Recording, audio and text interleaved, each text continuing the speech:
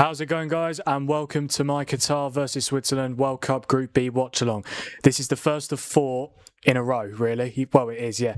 I've got Qatar, Switzerland now, then Brazil, Morocco at 11, Haiti, Scotland at 2, and then Australia, Turkey at 5 a.m, which is going to be my toughest test so far. But I'm ready for it. Yeah, this is the first game, Qatar against Switzerland. We've got about 9 minutes till kickoff, so I will go through the team news. I've got both teams on the screen this time. For the first few World Cup streams, I've just had one team on the screen, and I've changed it every 10 minutes or so. But this time, we have both sets of teams, both starting 11s on screen for you guys to see. But I'll go through them anyway.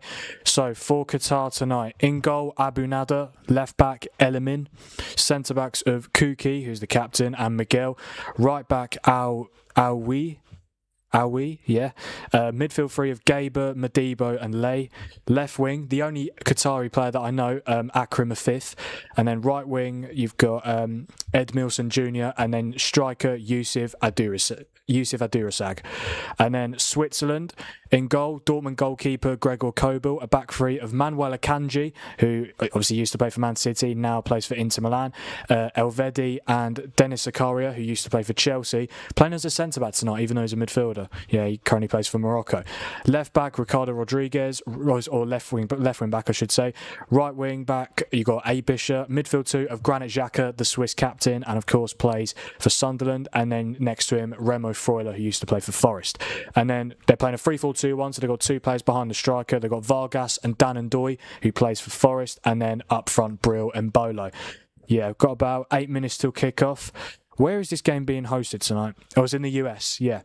The San Francisco Bay Area Stadium in Santa Clara, California. Nice. Yeah, it's the second game in the US. So obviously the first one was the US game against Paraguay. Earlier today it was, yeah.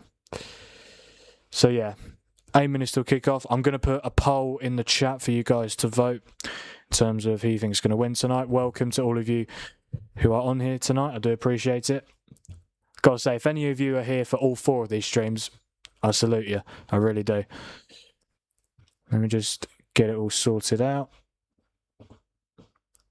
But yeah, let me know your predictions in the chat while I get the poll up. I'm going to go for a very comfortable 3-0 Switzerland win. Yeah, I do really fancy them tonight. I think they're a good side. They're a really, really good side. And Qatar, fair play to them. Their second World Cup in a row. And obviously the last World Cup, they qualified for... Well, they automatically qualified because they were the hosts, weren't they? Yeah. But they are... I've lost my train of thought now. But yeah, they've managed to qualify for a second World Cup in a row. Can't imagine they are... Can't imagine they're going to do any surprises in this World Cup. But we'll have to wait and see, of course. So yeah, who wins this game? Let me just sort it down. So we've got Qatar. Yeah, their manager is Julian Lopetegui, who used to manage Real Madrid, Sevilla, West Ham, Wolves, Spain. He's been all over the shop. Yeah, Qatar, Switzerland, and draw. And the poll should be in the chat right. I didn't even press it. Brilliant. It should be on the chat right now. There we go. Yeah, it's almost kick-off here. I'm hoping for a good game, you know. I mean, I do think Switzerland will dominate, but yeah, I'm looking forward to seeing how Qatar get on. Are they different from 4 years ago? Because obviously they hosted it 4 years ago, but they were pretty shocking, to say the least. They lost all 3 of their group games and only won one of them. So yeah, they'll be hoping to do much better than their last World Cup campaign. But yeah, teams are about to walk out now. Yeah, I mean, the other 2 teams in this group are Bosnia and Canada, who played yesterday. It was a 1-1 draw. Pretty good game, to be fair. Hello, Grace. That is my sister. Hello, Savannah. Hello, my dad, of course, who is always on all of my streams. Yeah, how many votes have we got in the poll?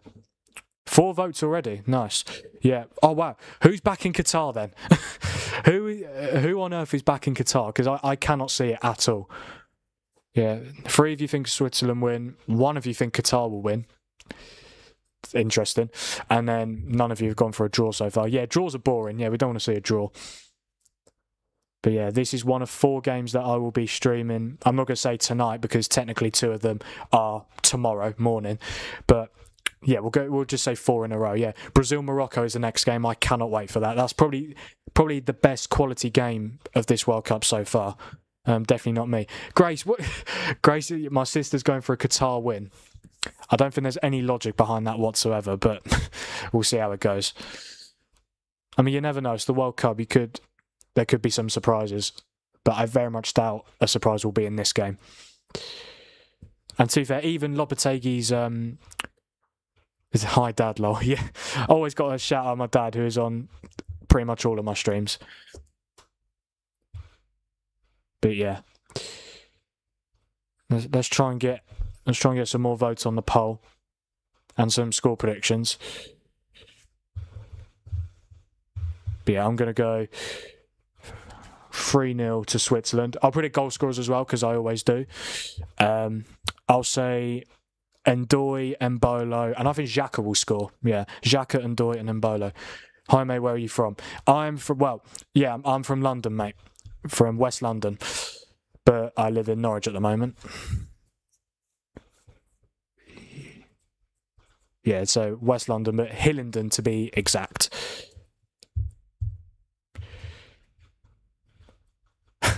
Great. My sister's going for 2-1 Qatar. Grace, if you get that right, fair play. Again, I don't think there's any logic behind it, but it could just be a very lucky guess. Yeah, the national anthems are about to start.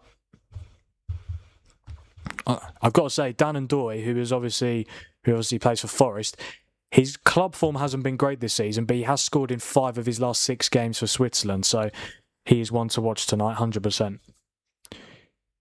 Yeah, for Qatar, the only player that I know is Akram Afif. He is the left winger. Where is he? What number is he? I think he's number 11. I don't think I've seen him yet.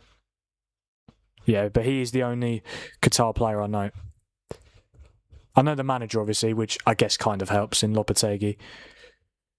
A few quid on Switzerland for me. Booster down 365 is 1 tackle and 1 shot on target for Xhaka. Well, Xhaka's just got to make any tackle. I could definitely see. Yeah, that is definitely coming through. So you need Switzerland, 1 tackle and 1 shot on target for Granit Xhaka. That will come through easily. Oh, I need to update my subscriber count. We're up to 603. Yeah, forgot. I can't believe I didn't mention it. Yeah, we have hit 600 subscribers. We're now on 603, but we hit 600 this morning. Just want to say thank you guys so much for the support. I mean, in a couple of hours' time, it will be exactly 3 months. It'll be exactly 3 months since I started this channel. So I just want to say a massive thank you to every single one of you who are subscribed to the channel or have interacted on any of my videos, shorts or lives, whatever it's been. But 600 subs in 3 months in is incredible. Yeah, getting closer to that 1k mark already, which is just amazing. But yeah, thank you guys so much. Shot on target is the key. Yeah, Xhaka will definitely... He'll make a tackle, 100%. It's 1 tackle in 90 minutes. It's the banker. What was I doing? Nothing. Right. Got about 1 minute till kick-off, and both flags are still on the pitch, so yeah, I don't think this game is going to be kicking off at bang on 8 p.m. Oh, yes, that's what I was doing. I wanted to change my subscriber count. 602 now becomes 603. There we go. Sorted. But yeah, if you haven't subscribed to the channel already, please do. That would really help me out. Thank you, guys. And also like this stream and get those notifications turned on.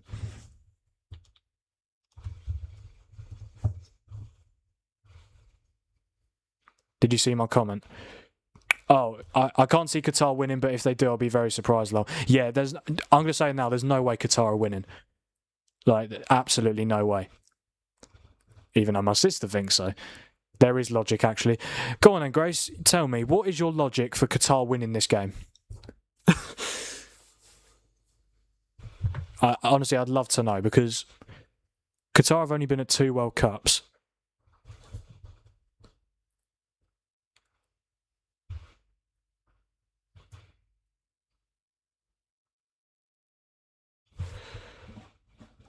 What? Yeah, come on, Grace, tell me. What is what is the logic of Qatar winning? If you can give me, even if you just give me a reason, like even if it's a awful reason, they help someone. They help someone. Who are they helping? Who are they helping? Please tell me before I burst out laughing. They help someone. That's brilliant. Oh my god.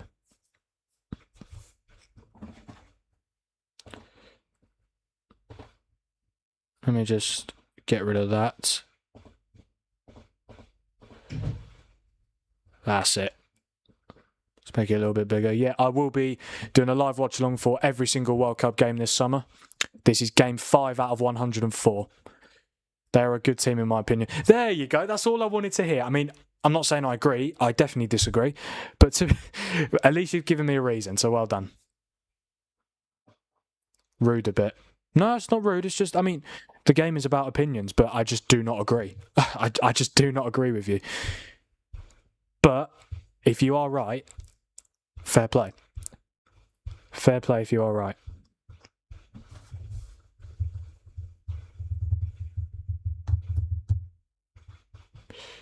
Yeah, I mean, it's 8:02 and the game's still not kicked off. Today would be nice, guys.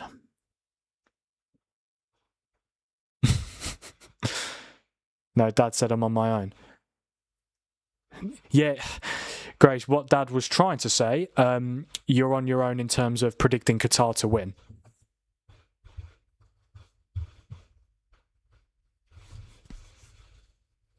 Yeah, they've got everything off the pitch now, so game should be kicking off in no time. They're just going through the lineups. Yeah, I think for Qatar, the one to watch is number 11, Akram, a 5th.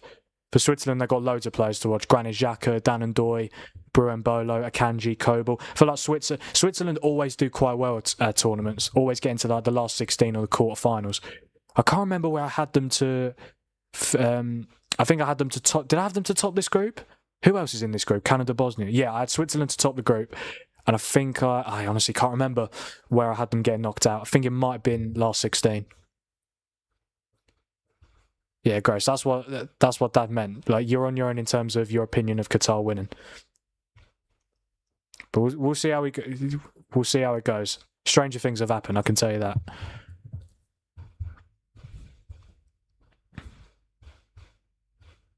I've just seen Bruembolo's like animation on the lineup. He's doing that.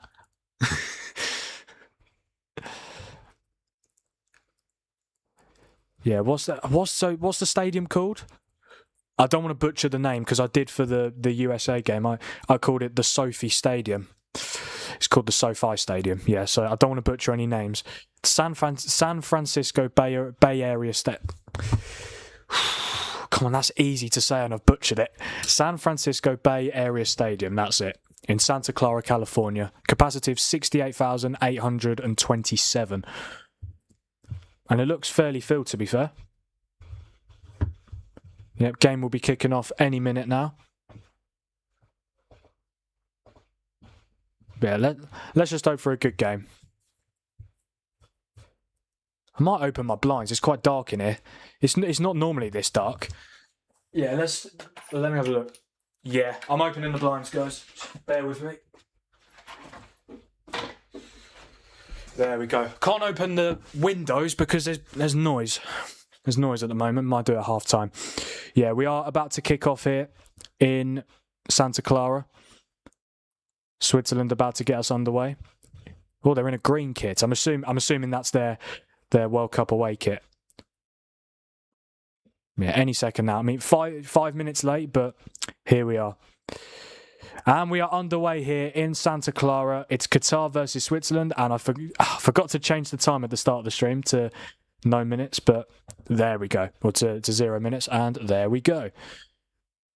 But yeah, Qatar versus Switzerland, Game 5 of the 2026 World Cup. Let's hope we have a good game. Yeah, I'm not ready for the first 0-0 of this tournament. I don't think it'll be I'd be very surprised if it's in this game, but yeah, I'm not looking forward to it when it does come. Feels like this is the first World Cup game on ITV for a while. Oh, this could be a chance for Switzerland already. It's Mbolo with the strike and it's blocked. Yeah, because the last 2 games have been on BBC. Yeah, I think I do prefer the coverage on ITV, to be honest. That's a foul and Doy, surely.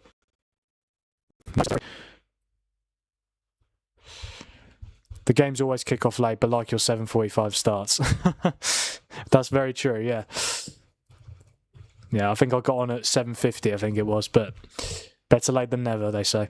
It's where the 49ers play, it's the Levi's Stadium. So essentially, all of these stadiums are NFL stadiums. Can't they have just played? Can't they have just chosen some MLS stadiums? But I guess they're not as big. Yeah, that's a good point. But or it might just be like what's it called? Like a multi-stadium where it can host different types of sporting events, like the Tottenham Hotspur Stadium that can host football and the NFL. Here is a fifth. Yeah, I think he's definitely going to be the one to look out for. To look out for from a Qatar point of view. They've got a chance here. Oh my word! Oh, Qatar should be 1-0 up. Oh, what a chance that is! Is that Junior? Bloody hell! Qatar's so close to taking the lead. I don't know what Switzerland are doing at the back. What a start that would have been.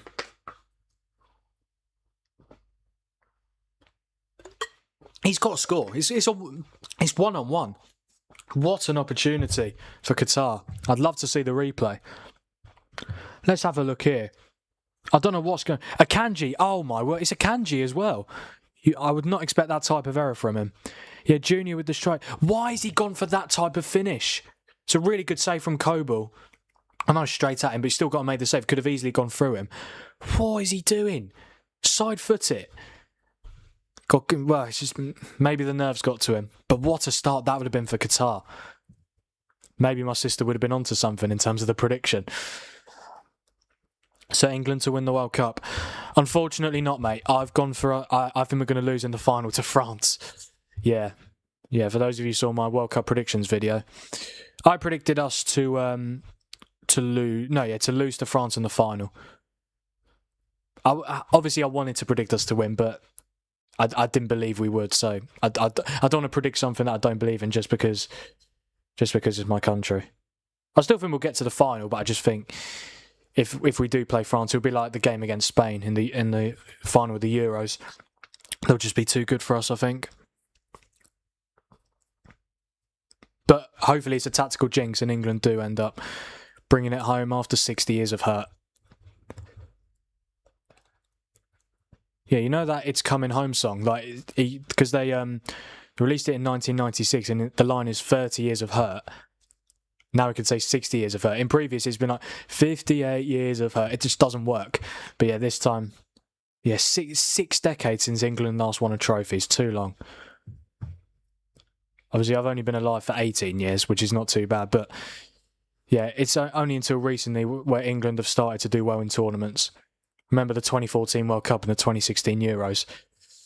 Not ideal. Getting knocked out of the groups in 2014 and 2016 Euros, losing to Iceland. Iceland in the last 16. And then Roy Hodgson literally after the game resigned. So, yeah, that wasn't ideal.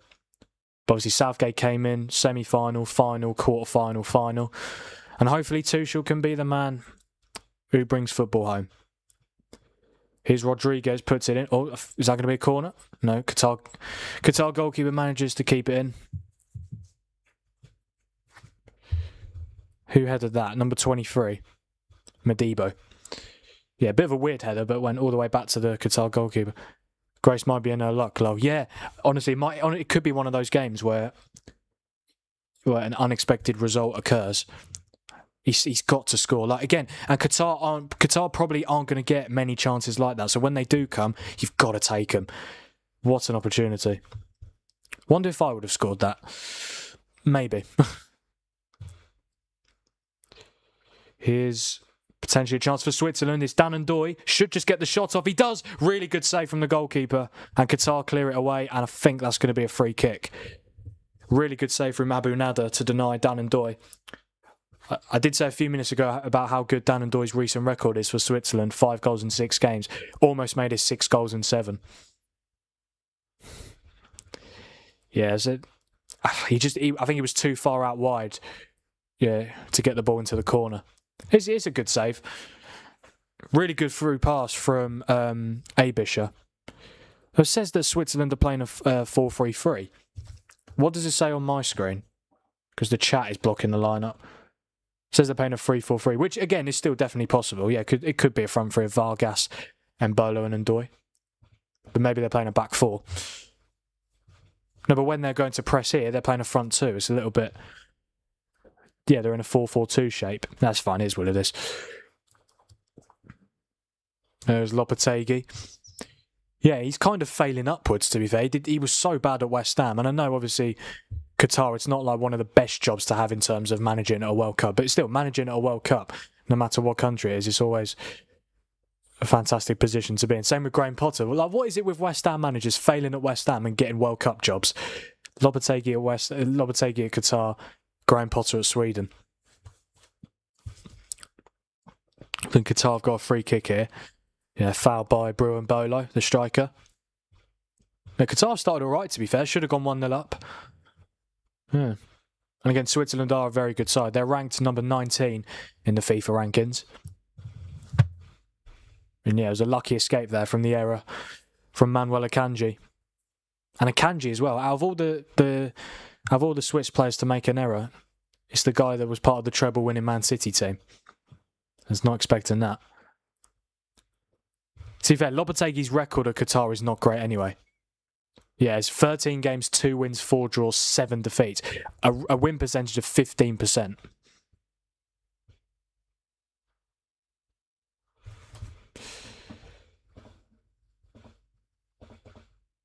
Let me just move this, shall I? Oh, let me just... There we go. And then my logo. Let's make it a little bit... Oh, almost covering my face. Is that right? Oh, I've got to say, I think that looks much better. Yeah. Well, let me just put it in the corner. Then move this a little bit. Yeah, I think that looks much better. Yeah, you can see more of me, which is obviously good. And yeah, you still got the lineups. You've got my logo, the World Cup logo. Yeah, I think that looks much better. We've got 7 votes now. What is it with you guys predicting Qatar to win? 3 people have predicted Qatar to win now. What is going on? I know they've had a chance early on, but bloody hell. Corner coming in for Switzerland. Headed away, but it's still in the box. Is that Vargas? Yeah, it is. He's got like no space to cross it in. He's just going to have to find a way through. Should look to cross it in now. He does, but again, it's blocked straight away. Qatar have started quite well, to be fair. I still don't think they win, no. But if they do somehow win, I'll hold my hands up and apologise, because I am giving them no chance. But yeah, it's just at the last World Cup they were so bad, and they were hosting it as well. Like, you'd think the fact they're the hosts, they'll do decently well, but no, they were so bad. 3 games. I mean, to be fair, they didn't have an easy group. Who did they have? Ecuador, the Netherlands, and Senegal. They scored against Senegal, but didn't score against the Netherlands or Ecuador. Yeah, 3 defeats in 3. So yeah, I think this is their second World Cup. I don't think they've played at a World Cup, apart from the one they hosted in this one. But again, if you qualify for the World Cup, you've got to be you have to be a decent team, definitely. 6:04, there we go. We can update it again. Yeah, I think we're on 598 for a little, like a day or two. Oh, no, maybe not 2 days, but like a game or two. That's it. Yeah, but now we're up to 6:04. Thank you guys so much for the support. Chance here for oh my word, who's that? That's Dan Ndoye. Dan Ndoye with the record that he's been on, with his recent record for Switzerland, he's got to hit the target there. How's this game still 0-0? Oh, that's so bad. I'll tell you now, I scored that. That's on my... I'm left-footed as well. How's he missed that? Really good ball in from Rodriguez. He's completely free. How has he missed? What an opportunity for Switzerland. Should be 1-0 up.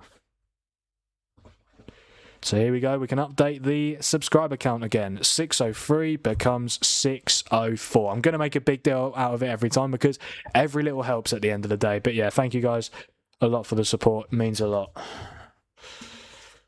Got 8 votes now. Is that Qatar 38%? Oh, someone's gone for a draw now. Interesting. That's a free kick. Qatar's number 5 saying he dived. Saying he did that. It wasn't a dive. Yeah, Jassem with the with the foul. Yeah, on Vargas. Trying to say he dived. He got nowhere near the ball and he definitely caught him. Nice try, pal. Man, 10 votes on the poll. Pretty decent, guys. Yeah, so 6 of you going for Switzerland, 3 of you going for Qatar, 1 of you going for a draw. Interesting. I honestly thought it was going to be much more in favour of Switzerland. That's really surprised me, but yeah. I mean, still 64%. It's a decent percentage, but like, I thought it'd be at least 75, to be honest. But yeah, Switzerland have another free kick here. Only 2 players in the Qatar wall here. He's got to look to put it near the 6-yard line. The keeper will probably come out for it, but the players are closer to the 6-yard box. And chance! Oh! And there we go. It almost worked. So close. Again, how is this game? This has been a brilliant start to this game. How is it still 0-0? Honestly, do not know. I don't know who got the touch on it before the keeper made the save, but yeah, another decent opportunity for Switzerland. I hope Switzerland don't regret missing these chances. Well, I'll tell you who are going to regret missing the chances, or the chance, Qatar. Switzerland are better than Qatar. They'll get more opportunities. But what Qatar need to do when they do get the chances, take them. If they went 1-0 up in, the first minute and a half, Switzerland would have been so shook. And whether Qatar would have gone on to win the game, obviously we won't know because it didn't go in the back of the net, but it certainly would have shook Switzerland, 100%. Would have surprised me as well. I'm not even playing. Qatar get the danger away. But yeah, Switzerland, they're going to dominate the ball. They're absolutely going to dominate the ball because they've got better quality players. It's just whether they can find the back of the net. They've had a couple of chances already. Dan Ndoye, though, how did he not score? Speaking of Ndoye, he's on the ball now. Oh, here's Abisha. Should look to cross. What is that for a pass? Bloody hell. But yeah, Lopetegui, it's not ideal, is it? 15% win percentage with Qatar. 2 wins in 13. And points per game, 0.8. Not ideal. Ball into the box. Chance for Switzerland. Oh my God. Penalty. Is it a penalty? Yeah, I think the referee's given a penalty here. Yeah, I think Switzerland have got a penalty. I mean, somehow it didn't end up in the back of the net. Yeah, unless I'm completely oblivious, I think Switzerland. Yeah, we go. Granit Xhaka shot onto. Oh no, he'll put it over the bar. But there is a bit of a concern here for the Qatar goalkeeper. Yeah, what happened here? Ball came into the box from Akanji, and Bolo headed it. Oh, it might be offside. Yeah, Freuler got wiped. How's the goalkeeper got injured from wiping someone out? There's going to be a bit of a delay here. Yeah, the goalkeeper. How's the goalkeeper still down? By the way, he was the one who took out Freuler. I don't know, but to be fair, I don't even think it's going to be a penalty. I think Freuler was offside. I might be wrong, but it certainly looked it. I think it's off. Yeah, I think so too. Yeah, they're checking it as the Qatar goalkeeper receives treatment. Was it actually Freuler who got fouled? I think it was. Yeah, he's number 8, isn't he? Yeah, Freuler's number 8. Yeah, I was just checking. 18 people in here. Really? Oh, that's sick. Yeah. Hello to all 18 of you on the stream right now. I really do appreciate it, guys. Looks nasty. Yeah, it does, but I mean, it is a penalty, but he's okay. Oh, he's absolutely fine. Bit red in the face, I think, but he's all right. But I don't even think it's. Has the penalty been confirmed? Are they still checking it? Because it's not a penalty. No, it's not a pen. It was Freuler was offside. I might be wrong, but he certainly looked it. What's happened? My screen stopped. Why is my screen stopped? What was he given? I'm so confused. The referee's just not helping me here. Especially when I can't even hear the commentary. What's been given? No. Is it a penalty? Has the penalty been confirmed? What? He was offside? No way. No way have they given that. I'm so confused. It is a penalty. Unless have they actually confirmed it? What? I need to see the semi-automated. I mean, it can't have been offside because they've got semi-automated. But Xhaka's not even taking it, Dad. And Bolo's taking it. Still got loads of time. The keeper's been booked after receiving treatment.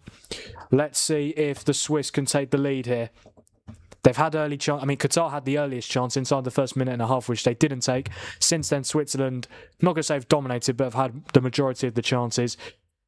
2 from Dan and Doy. But this is the chance for the Swiss to take the lead.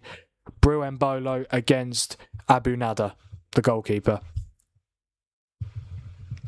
Yeah, I'm surprised Xhaka's not taken. I thought Xhaka was Switzerland's penalty taker, but apparently not.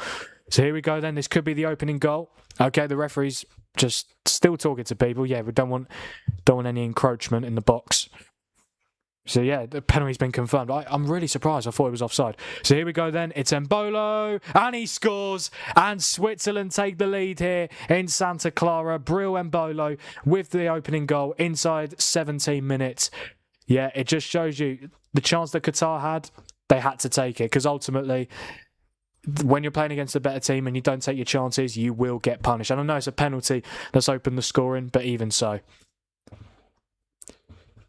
So yeah, Switzerland have taken the lead, and don't forget guys to like the stream and subscribe to the channel if you haven't already, and get those notifications turned on. I'm in for a very long night, because after this at 10:45 I'll be live for Brazil against Morocco, and then 1:45 AM we'll be live for Haiti against Scotland, and then 4:45 AM I'll be live for Australia against Turkey. The first game kicking off at 5 AM this World Cup. Yeah, I've managed to do 3 AM. 5 AM is going to be very interesting. Yeah. But we'll see how it goes. But yeah, 1-0 to Switzerland. Bril Mbolo with the goal. Really good penalty as well. Sends Abu Nada the wrong way. Yes, mate, I'm enjoying your watch along, mate. Cheers, mate. 3 times we said, you said mate twice in the chat, and I've said mate there. But yeah, thank you, mate. Thank you, mate. There we go. Yeah, thank you, mate. I do appreciate it. Yeah, I've got to say, I mean, I think people really do underestimate the chance, like, when you're playing against a better team and you don't take a chance, even if it's one chance, it could change the game. Like, it genuinely could change the game. Like, honestly, what a chance for Junior. In the first minute and a half in as well.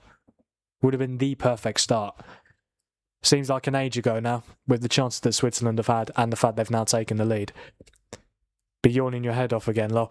Oh, I'm not ready for it. I'm not ready to be yawning at 5 AM. But honestly though, I think if I get through it without like being too tired, I'm not going to fall asleep, because I just won't let myself fall asleep. But who knows? I might be yawning like every second. But I'm looking forward to seeing how it goes. And to be fair, it's a decent game of 5. Australia, Turkey. Looking forward to it. Yeah, Turkey. I've been to Turkey twice as well. Great country. Yeah, went there last summer. Yeah, and I think I'll definitely go. Yeah, I'm sure I'll go there again one day. Yeah, great country, and they're good at football as well. Yeah, they got what players they got. They got Yildiz from Juventus. They've still got Hakan Çalhanoğlu. That's nice. It's Çalhanoğlu. There we go. From who plays for Inter Milan. You've got who else have they got? Arda Güler. Did I say Arda Güler? Yeah, no, I didn't. No, I said Yildiz, Çalhanoğlu, and Güler. Yeah. Kadioglu from Brighton as well. Yeah, they've got some very good players. Who have Australia got? Australia got a few championship players. They've got oh my god, who have Australia got? Oh yeah, they've got Mohamed Toure, who plays for Norwich. They've got Burgess, who plays for Swansea, and they've got someone else. They've got Harry Souttar, who plays for Leicester. I think you should tell everyone your news, mate. Oh, yeah, well, I found out today, guys. I've got a job. Yeah, I got offered a job today. I'm hoping, I am hoping, again, I don't know what the chances are. I am still hoping that I'm able to do every single game, but we'll have to wait and see how it goes. But what I do know is, after this watch-along, I'll have 11 more watch-alongs until my first shift, which is on Tuesday. But yeah, thankfully there's a big gap between Iran, New Zealand at 2 and France, Senegal at 8. So you never know. Chance for Switzerland. Good save again. Yeah, 3 out of 3 as well. Yeah, my mum got a promotion, my dad got a job, and I've got a job. So yeah, very good. Very good. in the very very good scenes in the Cook family household. I can tell you that. Yeah, my surname is Cook. Yeah, well, it's not Finks, is it? No. Yeah, surname is Cook. But yeah, obviously, if there's a way that I can still do every game, that'd be absolutely amazing. But yeah, we'll have to wait and see how it goes. But to be fair, I mean, I checked before the tournament started. Only 13 of the 104 games either kick off at 5 or 6. The others kick off like 7 p.m. onwards. So I should be all right, to be fair. It might only be a handful of games, but we'll see how it goes. But yeah, obviously I want to go full-time with this, of course, eventually. And you know what can get me closer to that? If you guys smash that subscribe button and like the stream, I'd really appreciate it. Yeah. Oh, we're on 605 now. Thank you. Get in there. Sure, it'll be fine. Yeah, I'm sure it'll be fine as well, yeah. Earning a bit of coin and watching football. What more can you ask for? You might be a bit tired, lol. Oh, yeah, I will be, but I'm ready for it. I'm absolutely ready for it. Even though I will be tired, I'm doing something that I love, which is watching football. And talking to you guys as well. Yeah, thank you for being on the stream. Yeah. Okay. That's disgraceful. I think there was a hand in the face there. Oh, it's him again, number 5, Jassem. He's been booked this time. The same guy that claimed Vargas dived for the first foul.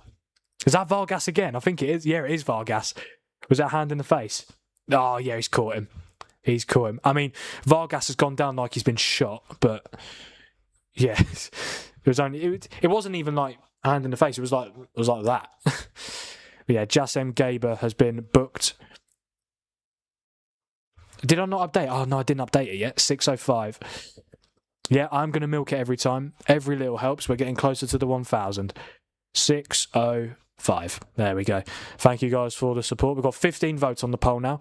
Only 53% going for a Switzerland win. So that's 8 of you. 7 of you think either a Qatar win or a draw. The timer on your screen is at least 10 seconds off the game you're watching, just a heads up. Yeah, mate, I mean, it happens. It does happen, yeah. Well, to be fair, the stream that I'm watching it on now, which is ITV, it's on 23 minutes and 10 seconds. The scoreboard is 10 seconds behind. Okay, I might change that in a minute. But yeah, thank you for the heads up. I do appreciate it. Why don't we change it now? Yeah. And it might not be like, even because I'm watching it on Virgin, it might be a little bit behind anyway, but like to other people, but as long as the scoreboard is in sync with my stream, that is all good. Yeah. What minute are we in? 23? Yeah. Oh, this is a good time to change the time because it's the first drinks break of this game. Frank, after the game I'll show you how to put a live sub count on the screen. Oh, that'd be great, yeah. I mean, to be fair, I don't mind changing it because, yeah, I get to milk it, say, oh, here we go, another subscriber. But, yeah, mate, to be fair, that'd probably be more helpful. Should be quite easy to do, yeah. What was I doing? Changing the scoreboard. Or changing the time on the scoreboard. Okay, we'll do it from 24 minutes, 30 seconds. Yeah, first drinks break of the game. No way I'm on 606, swear. Are you messing with me? I've literally just hit 605. Let's have a look. There we go. Sorted. Oh, I forgot. Oh, bloody hell. Forgot it again. 24 minutes, 45 seconds. There we go. It should be level with my stream now. Yes, it is. Perfect. And let's do it again. Let's change the subscriber count. 605 becomes 606. I mean, I don't even have a target for 606 is me. Oh, thank you, mate. Appreciate it. Wait, hang on a minute. You've been on my stream since the start, I think, and you've only just subscribed. Well, again, better late than never. That's what I like to say. But yeah, I do appreciate it, mate. Yeah, they're just showing the penalty into the game. Yeah, is he not offside, Freuler? I didn't see the. Did they show the semi-automated offside? Did they not show the semi-automated offside? I missed it. Well, he's obviously not offside because semi-automated is like 100% accurate. But to the naked eye, it does look off.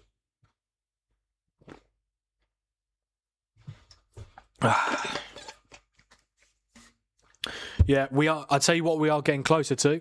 We are getting closer to England's first group game. Just 4 days to go now. Yeah, 9 p.m. kickoff against Croatia on the 17th of June. I can't wait for that. I'll probably be... I don't know what England kit to wear. The one from the last World Cup, the one from the last Euros, or my new retro shirt from the Italia '90 World Cup. Yeah. Well, to be fair, there's 3 group games. I could wear one of the shirts for each game. Yeah, I'll probably do that, to be fair. I'll decide what order as I go. Yeah, they're just showing it on ITV now. Australia, Turkey, 4:30 a.m. start. I'll be live from 4:45 for a 5 a.m. kickoff. It's going to be interesting, I'll tell you that. Here's Rodriguez. Ball into the box, but straight into the hands of the Qatar goalkeeper. Abu Nada, who is on a yellow... Yeah, he got a yellow card for the foul he committed on Freuler. You have some of my retro ones too. Yeah, they don't really fit. I tried one of them on recently. They're still quite big for me. Yeah, I think one of the ones you gave me was the 2018 World Cup shirt. They're quite big. They're still quite big. Again, but to be fair, good for the future when I'm bigger and a little bit taller. I should be able to... They should be my size. But now I've got to say, the Italia '90 retro kit, the red one, I bloody love it. Yeah, I wore it on my World Cup predictions video and my the England-Costa Rica watch-along. Yeah, brilliant kit. Here's Zakaria. Decent. It wasn't the worst flick from Mbolo, but Switzerland lost possession. And referee's given Qatar a free kick. Yeah, foul from the Mönchengladbach centre-back. Elvedi, that's his name. Yeah, what did he do? Oh, he's not even looking at the ball. He's just stopped Abdurrazak from getting to the ball. But yeah, don't forget, guys, to like and subscribe if you haven't already and get those notifications turned on. Let me know in the chat, guys, how many of you will be on all 4 watch-alongs today? Or in a row, I should say. Yeah, 4 watch-alongs in a row. How many of you will be there on every single one? Do let me know. I'm just interested. And also, just so I can expect to see you there. Yeah. Who's gonna try and survive the tiredness with me? Yeah, the free kick came in. Oh, it's a corner for Qatar, yeah. Elvedi headed it out. There is Akrem Afif to take it. He goes short. And it goes back to Afif. Crosses it in. It's not a bad cross. Headed over the bar, I think, by Abdurrazak. Oh, no, by Gay. What number is Gay? No, it's not Gay, it's Lay. Well, why? No, he's got Gay on the back of his shirt. Like Idrissa Gay. No, not that word. No, yeah, Gueye. But that's not his name. No, his name is Issa Lay. Who knows? Oh, what's going on here? Someone's down. I think a Qatar player is down. I 100% will. Thank you, Savannah. I haven't even talked about the Switzerland manager yet. Yeah, Murat Yakin. He's been there quite a while, hasn't he? Yeah, since August 2021. 59 games, 25 wins, 20 draws, 14 defeats. Who else has he managed? Anyone that I know? Basel, Spartak Moscow. Yeah. And he is Switzerland. He is Swiss as well. Who is down for Qatar here? I'm not actually too sure. But yeah, a bit of a concern here. Wait, I think, yeah, it must have been... Was it from the corner? Yeah, I think it was from the corner that came in. Ball in from a 5th. Gay with the header. Oh, it was off the ball. Yeah, number 2 for Qatar. Miguel. Yeah, Pedro Miguel. I don't know what happened there. He's still down. There we go. He's back up now. This is ridiculous, guys. 16 votes, only half of you are back in Switzerland. Only half. Why? I need more people to back Switzerland here. It's actually annoying me. Stop it. There's no way 41% of you think Qatar are winning. I'm not having it. Grace low. Yeah, bloody hell, I forgot about Grace's prediction. To be fair, 2-1 Qatar is still on. But nah, there's no way. There's no way. I don't think they haven't really had a chance since the incredible chance to make it 1-0 inside the first minute and a half.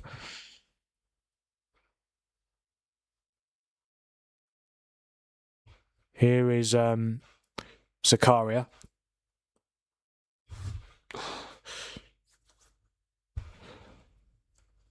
I haven't really seen Xhaka too much this game. Not really said his name. I think I said his name more for the penalty. Like, I thought he was going to take the penalty. Then I've actually said his name in terms of the general play of this game. Here's Akanji. Yeah, I think, has he made his move to Inter Milan permanent now? Yeah, because I think he was on loan at Inter from City, but I think the move's been made permanent now. I might be wrong, but yeah, part of the Inter Milan team that have won, or that got back the Scudetto title, of course. Yeah, it feels like every year there's a different winner in Italy. Yeah, this year was Napoli. Sorry, this year was Inter. Last year was Napoli. Year before that was Inter. Year before that was Napoli, and the year before that was AC Milan. Yeah, I think it's good. I mean, obviously, it's like two of the same teams, but at least no one's winning it successively. That's a good switch of play. Not the best header forward. And it's straight into the hands of Abu Nada. Yeah, the stats so far. Switzerland have had 8 shots, 4 on target. Qatar have had 2 shots, 1 on target. Show us the game. I can't. I've got to say, I'm very surprised it's taken 5 World Cup games for someone to ask me to show the game. I can't show you the game, mate. I'll get copyrighted. Again, you obviously didn't know, which is fine, but yeah. Yeah, for any of you expecting me to show you the game, I can't, because I will get copyrighted. This is what watchalongs are. You're watching the game with me. Well, you might be watching the game and me as well, but yeah. But yeah, I can't show you the game, unfortunately, Shan. Here's Ndoye.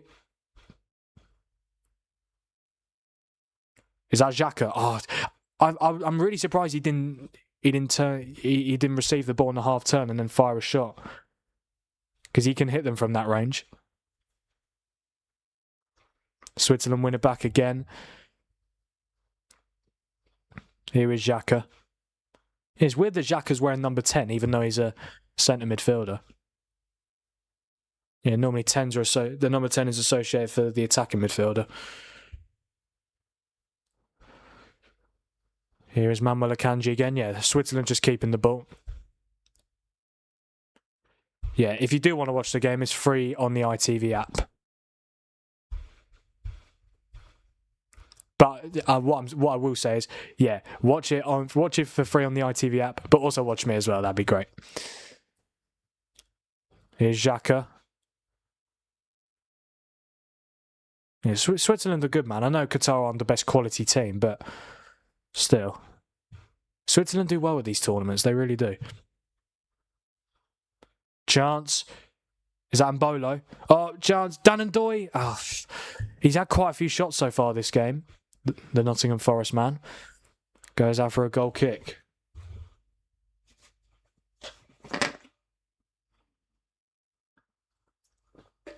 As soon as you said you can't show the game, the viewers dropped from 14 to 9. Oh, did it? Really? What? Of course it did. Yeah, people need to realise what watchalongs are, I think. Yeah, I mean, if I was allowed to, I might do. Yeah, I'd have me, but I'd also have the game on as well. But I genuinely can't. I will get copyrighted, and I don't really want that. Yeah, who would want that? Here is Zakaria. Zakaria puts it in. Oh, decent chance. It's out for... No, well, it went out for a corner, but the referee's given a free kick. Foul on Miguel. It's geolog, so you will need a VPN. Well, good thing I can't show you the game. Yeah. Which club do you support? I support Man United. Yeah, I'm a United fan, mate. Who do you support? I have had quite a few United fans on my chat before. So if you're another United fan, that'd be great. Just a coincidence. We're 35 minutes in. Pretty obvious he wasn't able to show it or be on. Exactly. Yeah. I don't know what people were expecting. And also called Watchalong. Yeah. Shame, but at least we could talk about the game in here. Yeah, exactly. But yeah, I honestly think the most ideal thing would be you guys to watch the game and watch this stream. Yeah, so I'll have the game on your TV and then have me on your phone. That's what I would do if I was watching someone else. Here is that Vargas? I think so. Oh, he's gone too far. I think that's gone out for a... Did that not go out for a goal kick? I was going to say, it definitely went out for a goal kick, yeah. How, honestly, this is crazy. Who is backing Qatar? 47% for Switzerland, 41% for Qatar. I mean, I get it's a prediction, so fair enough. I mean, if you actually believe that Qatar are going to win, fair enough. I can't change your opinion on it, but it just really surprises me. Like, did you guys not see how bad Qatar were at the last World Cup? Hey, big up the Man U. There we go, yeah. I love it when there's fellow United fans in the chat. Yeah, when people ask me who I support and they say, oh, I'm a United fan as well. Come on. Oh, that's disgraceful. That's another hand in the face. Not from Jassem, but number 8 for Qatar. Who's number 8 for Qatar? Junior. Oh, yeah, the guy who missed the opportunity a minute and a half into the game. Vargas just keeps it in. Here is Rodriguez. Back to Vargas. Rodriguez making a run forward, looking to cross, and it's going to be... No, it's not a corner. Wow, I thought it was going to be a corner, but no. Goal kick has been given. There's Lopetegui. Oh, okay, we've got a Mexican wave going around the stands again. I felt like I've seen that every single game so far at this World Cup, a Mexican wave.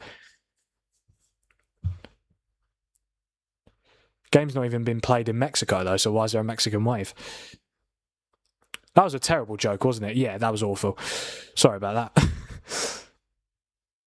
Sometimes they're good, sometimes they're not great. Oh, my God. You lucky boy, Kobel. Almost lost the ball there. Yeah, Kobel, the Swiss goalkeeper. Very lucky man.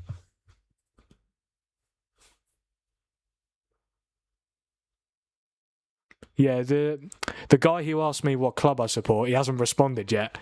He might be a Liverpool fan, which is why he might have gone off. He might have heard that I'm a United fan. And he might have been like, oh, great. See ya. Here's Ndoye. Oh, lovely turn. That's got to be a free kick, I was going to say, yeah.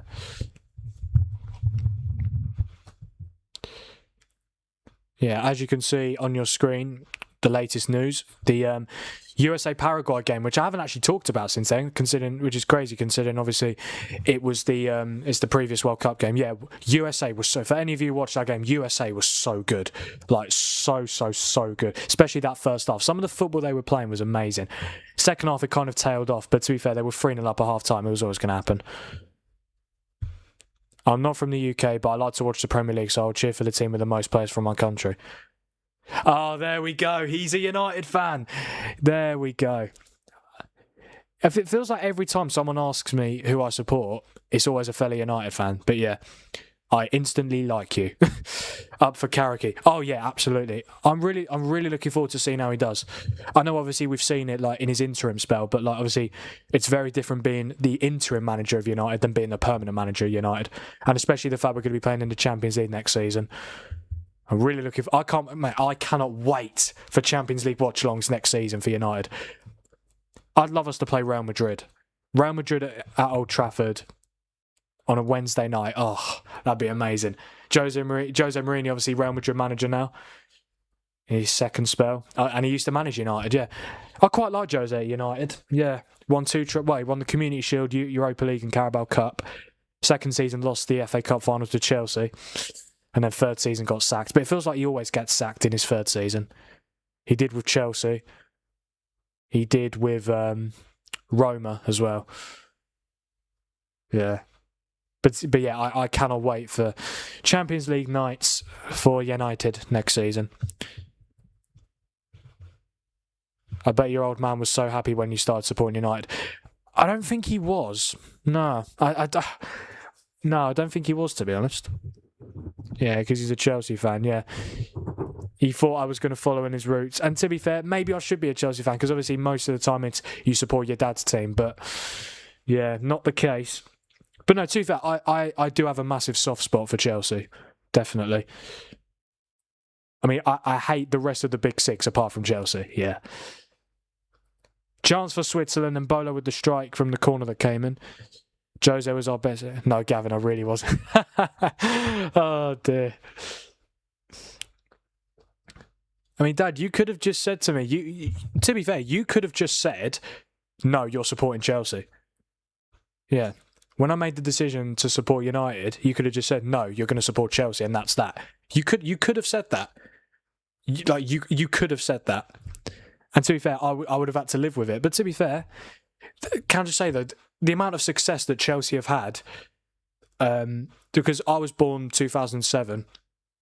I think I started supporting United 2016. Yeah, for the first few, I started supporting United 2016.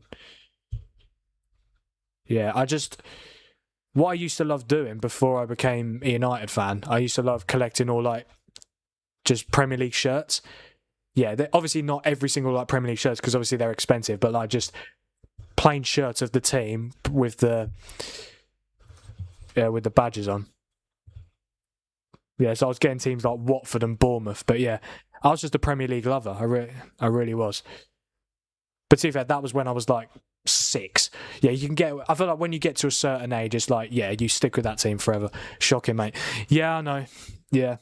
To be fair, it is quite peculiar, isn't it? To be fair, I've come across a few people that don't support the same team as their dad. I'm not being funny. He's not here tonight, but one of the regular people on my stream, he's called Ollie. He's an Arsenal fan. His dad's a Man City fan. Yeah. That's not ideal. And obviously, because Arsenal and City have been in title races for the last few years. And to be fair, United and Chelsea, it could be worse. Yeah, it could be Arsenal or Spurs. My dad would definitely not have allowed that. Absolutely no way. No way, Jose. But yeah, it could be worse.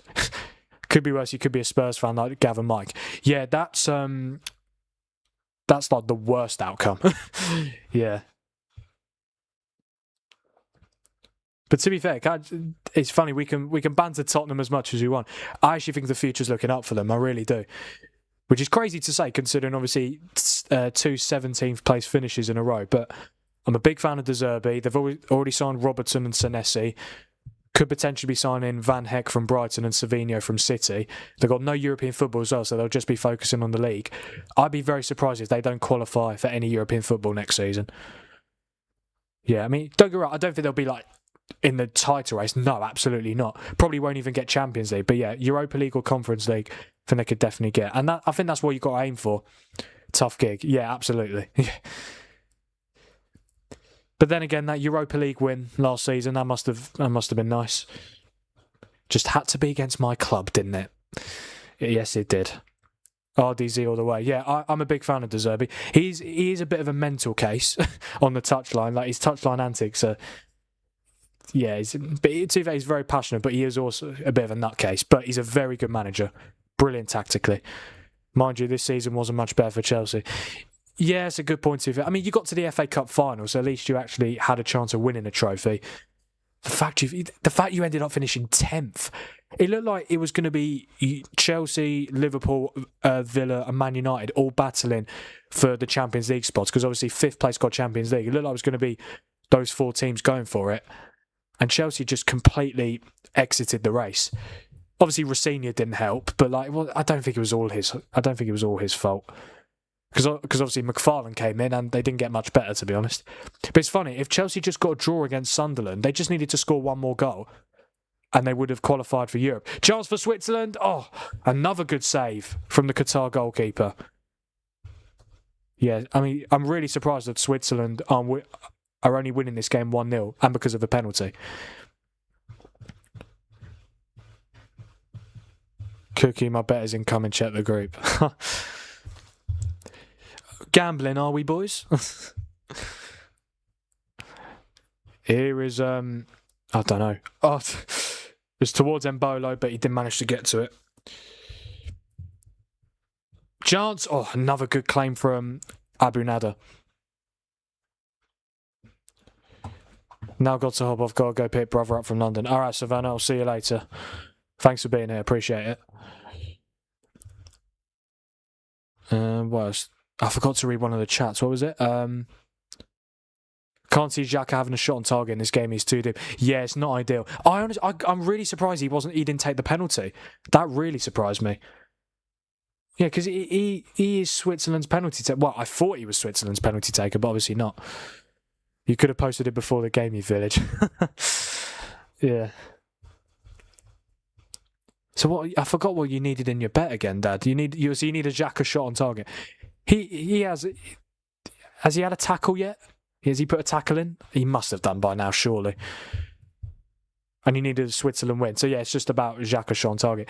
We're into half-time stoppage time here in Santa Clara. Qatar 0, Switzerland 1. Bro Embolo from the penalty spot inside 17 minutes. Yeah, 6 added minutes at the end of this first half and 2 minutes have been played.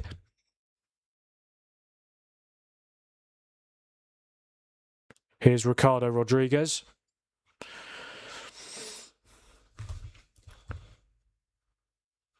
Yeah, I mean, Switzerland have been definitely the better team. I need one goal.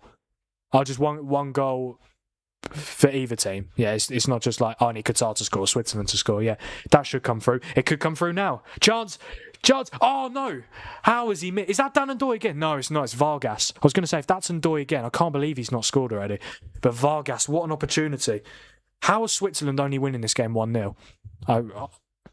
Switzerland are good. They're a really good side. They always get far in tournaments, always to the last 16 or the quarters. He's got to score that chance, Vargas. I think, did the keeper make a save? Well, corner's been given. Unless there was a block, but I don't think there was. I mean, Qatar haven't been too bad, but Switzerland have looked very good. Halfway through stoppage time at the end of this first half. Don't forget, guys, to like and subscribe and also get those notifications turned on.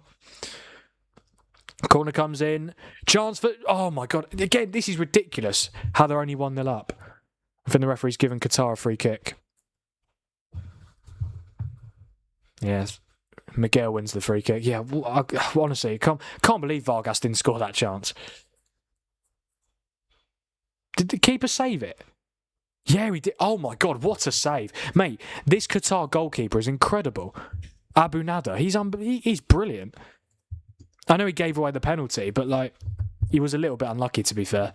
He got injured from it. But, yeah, he's had such a good game so far. He's only conceded a penalty. But he did also concede the penalty as well. Like, gave it away. But apart from that, he's not put a foot wrong. And he's the reason why Qatar still have a chance of getting something from this game. Here is Miguel. Looking forward to the Brazil game later. Oh, I can't wait. I cannot wait. This is what, the fifth? This is the 5th game of the World Cup. Brazil-Morocco is the 6th. Yeah, I think Brazil-Morocco is the first, like, big clash. I'm not saying the others aren't good games, because they are. They've all been very good games. But I mean, in terms of quality, of both teams, I think Brazil-Morocco, yeah, it's going to be a great matchup. I've now got to go pick my brother up. We'll 100% be on later. Yeah, it's fine, Savannah. No problem. Thanks for being on. Appreciate it.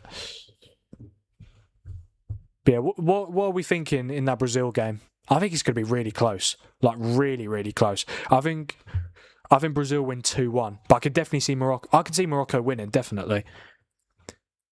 Yeah. And it'll be the first time in the tournament that some Man United players are going to be involved. Casemiro, who is still technically a United player until his contract runs out on the 30th of June. And he hasn't joined the club yet. So I'll regard Casemiro as a United player for the sake of this argument. And also Mateus Cunha, who could be starting up front. Mazraoui potentially for, I forgot, Morocco. Yeah, Mazraoui for Morocco. He did get injured in their last friendly before the World Cup, but apparently he will be playing this game. Fingers crossed. And even though it's not been confirmed yet, Ederson got called up to the Brazil World Cup squad. He's joining Man United from Atalanta. And yeah, he wasn't actually originally in the squad, but Wesley from Roma got injured. And then Ederson was the replacement. Oh, chance Embolo. Oh my God, what's happened there? Oh, it's off the line. It's off the line. Mate, what happened there between the Qatar goalkeeper and one of the defenders? I think the defender fell on top of him. Wow. This is... Switzerland are very good. How is this only 1-0? I don't get it. And it was a penalty as well. Only a penalty separating these two teams. All of these World Cup games so far have been great. I needed to continue. And it'd be typical if Brazil-Morocco is the worst quality game. No, but that'd be a good game. But yeah, I think Brazil will win. But yeah, let me know what you guys think, because I think that'd be really close. It is half-time here in Santa Clara at the San Francisco Bay Area Stadium in California. It's Qatar 0, Switzerland 1 in Group B. Embolo tucked away the penalty after Remo Freuler was fouled by the Qatar goalkeeper Mahmoud Abu Nada, who, funnily enough, on FOTMob, even though he's got a yellow card and he conceded a penalty, he's on a 7.1. He's on a 7.1 rating. Imagine how high it would be if he didn't give away a penalty and get a yellow card. Yeah, he's been unbelievable so far. But yeah, I've got to say, I've been really, really, really impressed with Switzerland's performance so far. I'm really liking it. Yeah, I mean, the fact it's only 1-0 is crazy to me. Been very, very impressed with how the Swiss have been playing. But it was Qatar who could have taken the lead. Yeah, Qatar had the chance inside 2 minutes. Yeah, it was Ed Milson Jr. After a mistake from Manuel Akanji, the ball got stuck under his foot. And then Jr. was one-on-one with Kobel, the Swiss goalkeeper. But for some reason, decided to go with a toe punt. Yeah, tried to prod it in instead of going with his side foot. And it was a fairly comfortable save for Kobel to make in the end, because he was straight at it. He was straight at him.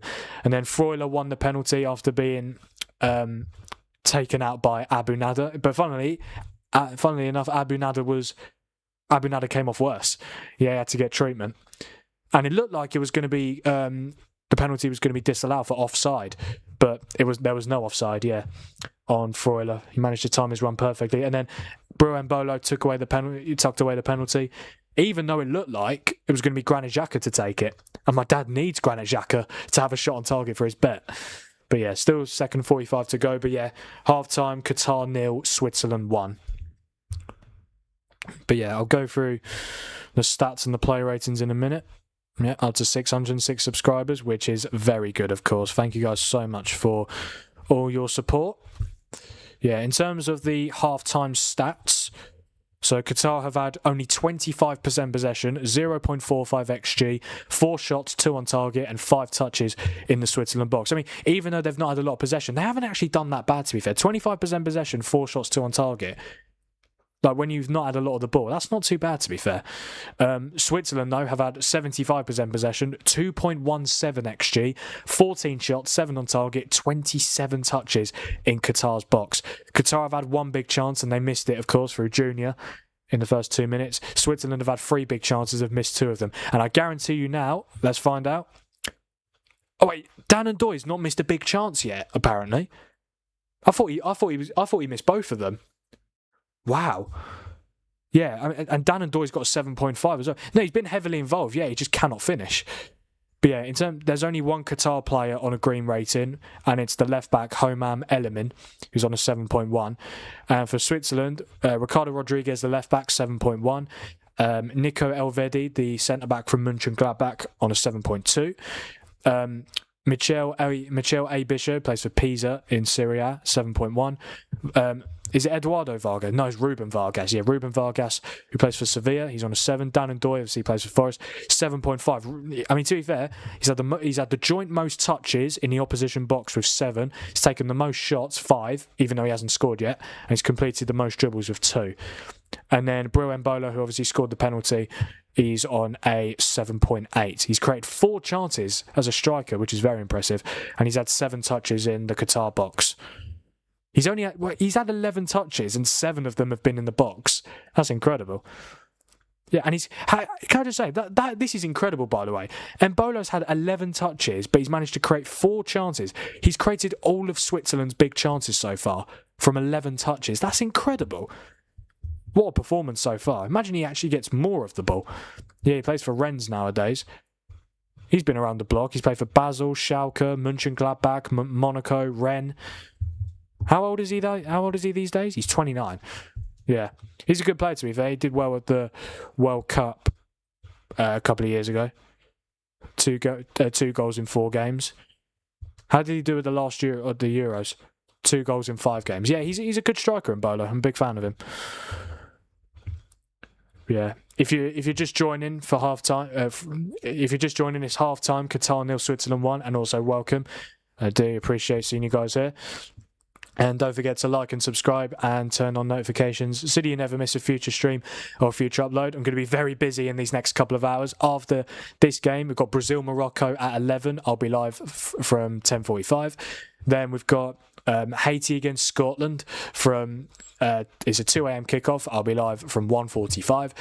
And then we've got another game, Australia-Turkey, 5 a.m. kickoff. I will be live from 4:45 a.m. It's going to be a long night, but I'm looking forward to it nonetheless, yeah. Yeah, I'm not going to be sleeping for at least the next 10 hours. Yeah, because it's 9 p.m. right now, and Australia-Turkey will finish at about 7. That's 10 hours from now. Jesus Christ.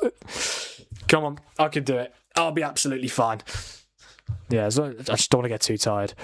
They're kicking off about the one saying no angles have been shown. The whole panel think he was off. Yeah, I thought he was offside as well. Oh, they're speaking to the ITV referee. Yeah, just giving their insight on it.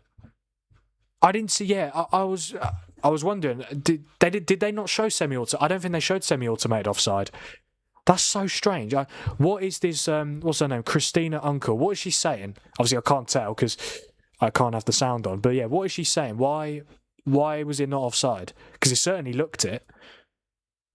Was the automated offside not working? I don't know. But surely they would have drawn the lines. So confusing. I don't really know what's going on here.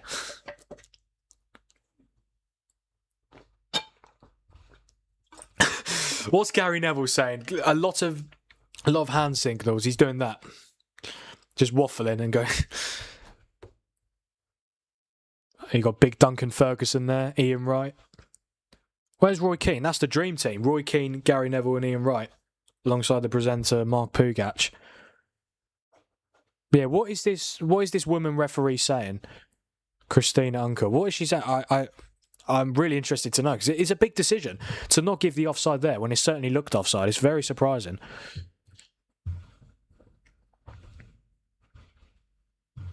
Can I just say, though, off topic, how good is that ITV Sports studio? The background is incredible.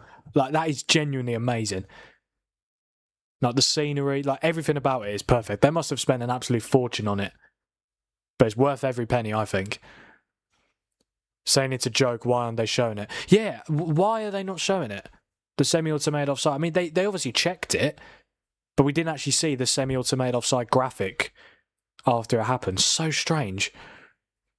Genuinely so strange. Are they just showing the chance for Ed Milson? Yeah. It was really poor defending from Akanji, wasn't it? Let's see here. Why? I don't understand why he's gone for a toe punt. Use your side foot. Use your side foot to curl it in. Even if it curls into the bottom corner. Yeah, it will go in. Qatar have had some chances, to be fair. I don't think they've played bad. I mean, Switzerland have dominated the possession and have definitely been the better team. But Qatar have given a good account of themselves, definitely, considering what we saw at the World Cup 4 years ago when they hosted it. Yeah, we've had 24 votes on the poll now. 54% for Switzerland, 38% for Qatar. Only 8% of you think it will be a draw. Yeah, Freuler got completely taken out, didn't he? Lopetegui with his head in his hand. Really good penalty from Mbolo. Slightly controversial. I mean, no doubt that it was definitely a penalty. It was off and screwed it up, maybe. Oh dear, oh dear. That's not ideal, is it? Very simple. I mean, you could just tell by the naked eye that he was offside. I was really surprised. Wow. Very controversial moment there. Again, no doubt about the actual decision. It is 100% a penalty. I just can't believe that the automated offside, they haven't shown it yet. Or maybe they didn't even use it. We don't know. That's incredible, honestly. I'm stunned. I'm stunned. I won't lie to you guys. But yeah. I mean, but it just showed, like, this is the World Cup, right? Like, I get referees don't have the greatest reputation anyway, but they're not helping themselves. Not the referee, like VAR. Like, VAR's reputation, it's not ideal, is it? But if they want to build it up, if they want to build it back up again, it's a simple decision. And every time they mess up a simple decision, their reputation just decreases, doesn't it? Like, it's ridiculous. It's such a clear offside. Like, I can't believe it, to be honest, but yeah. I mean, even if the semi-automated offside wasn't working for whatever reason, they said they did use it. Why aren't they showing it then? Surely, if they used it, they can show us the graphic. They do it every time. Every time there's an offside decision, they always show it. Yeah, they're not showing the images. Why? So confusing. If I see an image and he's actually onside, then that's fine. But until I see that image, I'm going to be like, well, he looked offside in the naked eye. Unless it was from like a... Honestly, I don't even know at this point. Unless it's from a different angle. I'm really confused. I won't lie to you. But if they did use it and he was onside, then fair enough. Definitely the right decision, of course. But until I see that graphic, I'm going to choose to say that it was offside and the penalty shouldn't have stood.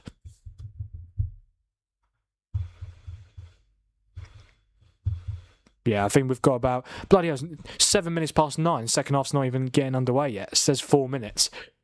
Yeah, I'm going to be honest, guys. When this game is done, I'm probably going to end the stream like probably no less than 5 minutes after the game's done, maybe even less than that, because literally I will be live. Like, I don't really have a lot of time in between the games. So let's say the second half starts. This game will probably finish at about 10 p.m. and then I'll be live at 10:45. I want to give myself a bit of time during the games, obviously, to set up the stream, change the scoreboard, change the lineups, change the latest news and stuff like that. So yeah, maybe like 2 or 3 minutes after the game ends, I'll quickly summarise it, go through the player ratings and stats as I always do, and then, well, to be fair, there's 4 watch-alongs in a row, so I get you. Yeah, I hope you guys can understand. But yeah, it's all well and good. Yeah, 24 votes on the poll now. Decent. Yeah, I can't believe Switzerland are only winning 1-0. And their goal potentially shouldn't have stood. Yeah, very interesting.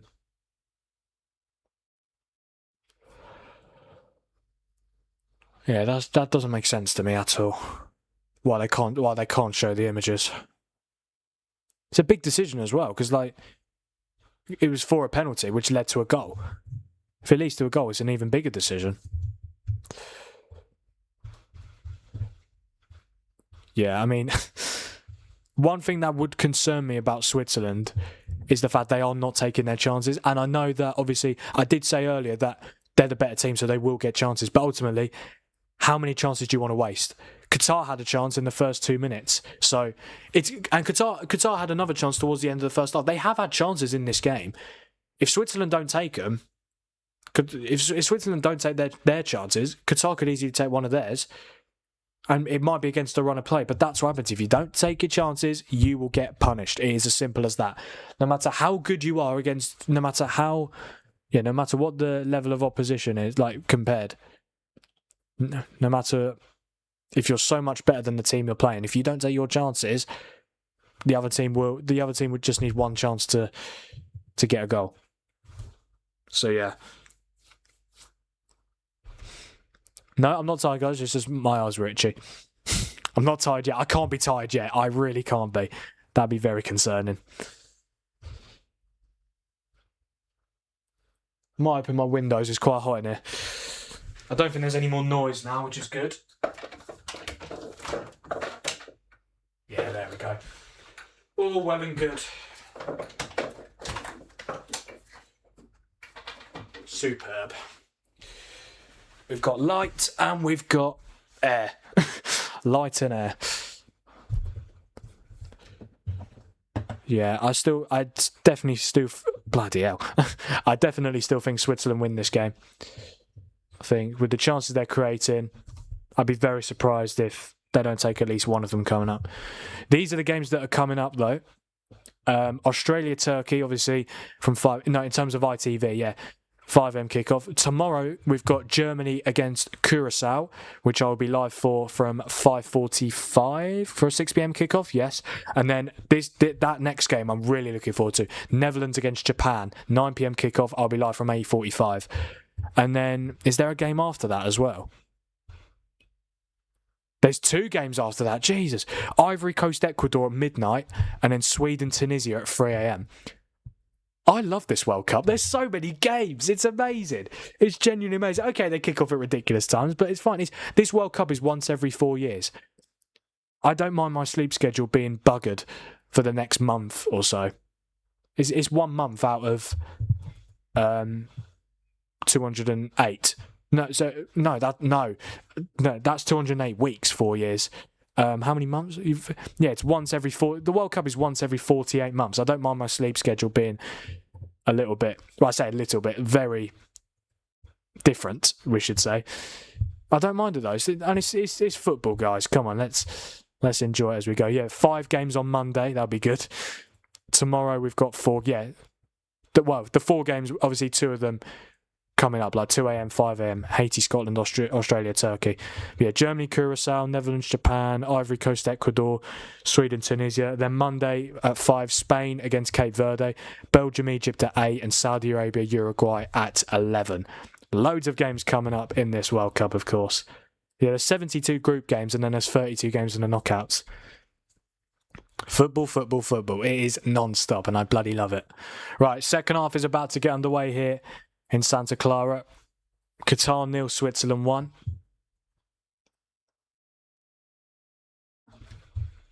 Any second now. And we are underway here in Santa Clara for the second 45.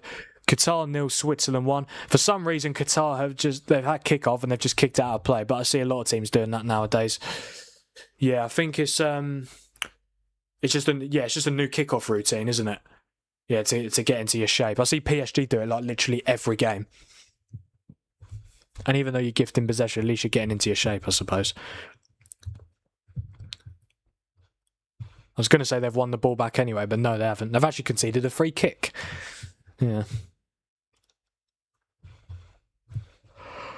Oh, come on. I can't yawn yet. Jeez. That was a yawn, but yeah, I was like, I had to bring it to a halt. I can't yawn yet. Definitely not. Here is a Kanji. Yeah, no changes for either side at the start of this second half. Yeah, I think it's good that you guys can see both lineups this time instead of me like rotating every 10 seconds. If it was like auto-changeable, like I don't have to change it myself, then I would have probably kept it like that. But yeah, it's good. It's good you guys can see them both. Here is I forgot his name. What's his name? Mönchengladbach centre-back? Elvedi, that's it, yeah. Pays it to Akanji. Cross to Rodriguez. Finds Vargas on this left-hand side. Is he going to take him on? No, he plays it to... who's that? Number 8, Freuler. Yeah. It's going to be a free kick for Switzerland or a corner? I think it's a free kick. How's Ronaldo today? Yeah, I actually checked in with him earlier because obviously he's one of my best pals. Yeah, I just checked. The knee injury was a big scare, but it seems like he will be available for potentially the last group game against Colombia. Yeah, Portugal have got Uzbekistan and Congo. They've got Congo and Uzbekistan in their first 2 group games. Then they've got Colombia. So yeah, Cristiano told me earlier today that he will be probably very likely unavailable for. Sorry, I broke character. I was doing really well. Yeah, it's complete BS, guys. Yeah, Ronaldo's not injured, but yeah, I'll clarify. Basically, on my Mexico South Africa watch along for the first game of the World Cup. Oh, chance for Switzerland. It's going to be a corner. Yeah, Mexico South Africa first game of the World Cup. About 5 minutes to go to the end of the game. My dad sent me a message on WhatsApp, which was a report of Ronaldo. He started the message off with "oh shit!" ! And then the next message was a report saying that Ronaldo had got injured in a pre-training session. So Ronaldo suffers serious injury during training session ahead of the World Cup. Initial medical assessments extremely concerning. Ronaldo left the session visibly emotional and was immediately examined by medical staff. And early indications suggest his World Cup dream could be over, more to follow. And I honestly believed it. And loads of people in my chat did as well. Completely, it scared the absolute shit out of me. Because Ronaldo is literally he's my idol. He's my childhood hero. The fact he's played for my club as well. And I got to see him come back to United. And if he was to miss his last ever World Cup, because I very much doubt he's going to be there in 2030, even though it is partly being hosted in Portugal, along with Spain and Morocco. Oh, good chance there for Switzerland. That was Xhaka. Dad, it was Xhaka. So close to being on target. He's hit it with absolute venom. Oh, keeper got a hand to it. Or might need some VAR on that for Dad's bet. The keeper, I swear the keeper got a hand to it. Even though it's a goal kick, like he saved it, right? Surely that's a shot on target. It might not have been going in though, but the keeper still got a hand to it. I don't know. Oh, Qatar. That's the wrong pass. He tried to go to a fifth. Should have gone to Junior on the left hand. Well, Junior was playing in the middle. But yeah, thankfully that Ronaldo news, it was fake, yeah. But it worried me so much. I honestly thought it was true. And I searched about it on Twitter. I went onto Twitter and I thought it was going to be the first thing that I saw, but it wasn't. And then I was like, oh, okay. Then I searched Ronaldo's name in the Twitter search bar. And, yeah. What was it again? Yeah, I searched Ronaldo's name in the Twitter search bar to see if anyone was talking about it. No one said anything. I was like, okay. And then the next chat from my dad in the chat was, I love ChatGPT. And he put a couple of laughing faces. Completely baited me, yeah. But yeah, not ideal. But yeah, just to confirm one more time, the Ronaldo news that my dad got from ChatGPT, 100% fake. Ronaldo, I'm assuming it is ready for probably his last ever World Cup. Hopefully, obviously I want England to win it, but if England don't win it, I want Portugal to do it. Portugal going to be my second team for this World Cup, definitely. And also, it'd be nice if Bruno and Dalot won it. Obviously, me being a United fan. If they gave the corner, it would have counted, and yeah, he touched it. I think that's ridiculous, though. I mean, the goalkeeper still touched it. Like, he made the save. Yeah, but obviously didn't give the corner. That's a shame. Again, there's still time to go, but could have been done that. And let's be honest, Switzerland will probably win this game as well. Oh, this could be a chance, maybe? No? Okay.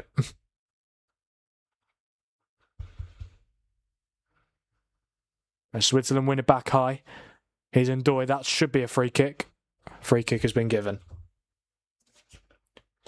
Exactly the same made Cristiano's last dance. Yeah, I mean, of course I want England to win it. Of course, like there's absolutely no denying that. I want nothing more than England to win the World Cup this summer. But if England get knocked out, I will be supporting Portugal. Well, to be fair, if Portugal, as long as Portugal don't play England, I'll probably celebrate when Portugal do score. Yeah. Yeah, that'll be my second team for this World Cup. There's nothing wrong with that. But if it is an England-Portugal final, for example, I will want England to win it. Of course. But then again, you could argue it's a win-win situation. Either England win it or Ronaldo wins it. But I would rather England win it, of course. But yeah, Cristiano's last dance. Well, Roberto Martinez apparently said Ronaldo could play the 2030 World Cup. I'm telling you now, there's absolutely no way. The man will be 45. I know the 2030 World Cup is in Morocco, Spain and Portugal. And obviously I'm sure Ronaldo would love to play a home World Cup, but he's going to be 45. There's no way, surely. But then again, with Ronaldo's mentality and how he looks after himself, wouldn't surprise me at all if he did play in the next World Cup. But yeah, I'm not ready for the day that man retires. Same with Messi and Neymar, of course, as well. Yeah, it's going to be sad. And Benzema, all these guys. These guys were part of my childhood. Yeah. Like Ronaldo, Messi, Ronaldo, Benzema, Bale, Messi, Suarez, Neymar. It's sad. It's really, really sad. Only 3 of those players are at the World Cup and Neymar's injured. So he's obviously got Ronaldo and Messi, but Benzema is not going. He didn't get picked for France. Bale's retired. Who else did I mention? Suarez isn't going. It's sad. It's really sad. Anyway, it goes Argentina, Portugal in the final. Yeah, I searched that up in one of my previous watch-alongs, but I just completely forgot to talk about it. Let me try and find it. Yes, here we go. Portugal, Argentina final scenario. So the most straightforward scenario is Argentina win their group and Portugal finish second. In that case, they would be placed on opposite halves. Yeah, so if Argentina win their group and Portugal finish second in their group, they'll be placed on opposite halves, and that would be the way that they could meet in the final. Yeah. Because obviously, if one team's on one half and the other team's on the other half of the bracket, no matter who you could play in the quarter, semis or finals, it'll be one team from the left side against one team from the right side. So, but what if Portugal win their group and Argentina finish second? Surely they wouldn't be in the same bracket. Oh, I don't know. I'm not sure. There are other combinations that can also lead to a final meeting. However, if both Argentina and Portugal, this is the key though. If both Argentina and Portugal win their groups, there is a very significant chance that they will end up on the same side of the bracket and they could meet before the final. For those of you watching my World Cup predictions video, I had Argentina and Portugal meeting in the quarterfinals, which is the most likely scenario. But even so, a Ronaldo, Messi, Portugal, Argentina World Cup quarterfinal would be great. But if it is a World Cup final, it'd be a great game. But yeah, I might have to get a Ronaldo shirt. I might have to fight. I mean, I had a Man United Ronaldo shirt, but like pretty much the whole name has come off, so it wouldn't be ideal. Even if it's like a fake shirt or something, I would have to get something if Portugal get to the World Cup final. Yeah, that'd be amazing, man. But yeah, we'll see. And I think Portugal do have a good chance. I think they'll get to the semi-finals. I think we will beat them in the semi-finals. But I was tempted to put Portugal through. Portugal's midfield is crazy, by the way. Vitinha, João Neves, Bruno Fernandes, Bernardo Silva. Mental. Like, genuinely mental. That has to be the best midfield in the tournament. I think it's better than Spain's midfield. Spain have got Rodri and Pedri, but that's 2 players compared to 4 for Portugal. But yeah. So for fans, and this is also what they said, so for fans hoping for a Messi v Ronaldo World Cup final, one realistic route is Argentina first in Group J, plus Portugal second in Group K. I'm curious. What if Portugal top their group and Argentina finish second? Because surely that should be alright, because surely they'll be on different sides as well. Or I might be wrong. It'd be nice if I could spell group and Argentina finish second. Surely there's a way for that to happen. Argentina finish second. Oh, okay, yes. Okay, so panic over. If Portugal win their group and Argentina finish second, they would also be put on opposite sides of the bracket and they could meet in the final. Yes. Okay. So yeah, so the only way that they can't meet in the final is if they finish. Well, I say the only way they can't meet in the final. If they both win their groups, they can't meet in the final. That's how I'll put it. But if Argentina win their group and Portugal finish second, or vice versa, they can meet in the final. But I think they'll meet in the quarterfinal, and I think Portugal beat Argentina in the quarterfinal, but lose to England in the semi-final. Yeah, I think that's what's going to happen. And of course, I want England to win it, but Portugal-Argentina final, that'd be amazing. Absolutely amazing. Yeah, we'll have to see it. But unfortunately, the reason why I think they'll meet in the quarterfinals is because I think they'll both win their group. Yeah, Argentina got Jordan, Algeria, and Tunisia. No, Tunisia. Have they got Tunisia? No. Who is it? Jordan, Algeria, and... It will come to me. It will come to me. I've been talking about it for quite a while. Yeah, I've completely forgot about this game, but it is still 1-0, and there hasn't been really too many chances right now. But yeah, honestly, who have Argentina got in their group as well? Austria, that's it, yeah. Austria, Algeria, Jordan. Portugal got Congo, Uzbekistan, Colombia. I think both of them will win their group, and then Portugal, Argentina, quarterfinal. Ronaldo gets the better of Messi. But we'll have to wait and see how it goes. But that would be the perfect scenario if it is a final between the two. Yeah, I've talked about that for quite a while. But yeah. But I was asked about it, so yeah. And I'd consider myself a very statty person. I love my stats. Yeah. Chance for Switzerland. Rodriguez puts it in and Qatar deal with it. Yes. Here is Xhaka. Rodriguez. Got to put it in. There's quite a few players in the box, but it's going to be a corner now.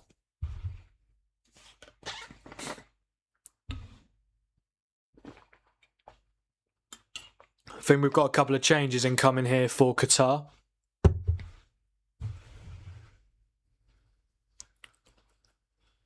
And Switzerland have a corner. Can they double their advantage just before the hour mark? It'd probably be game over if Switzerland score again.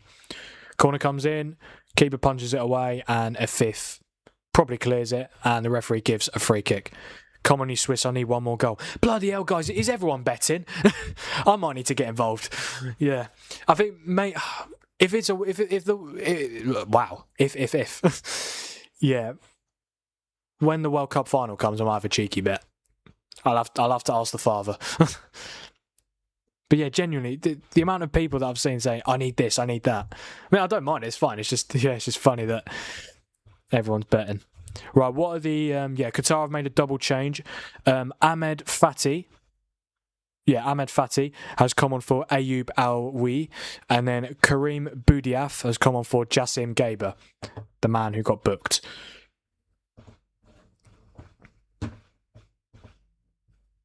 Yeah, 26 votes now. Still, only 54% thinking that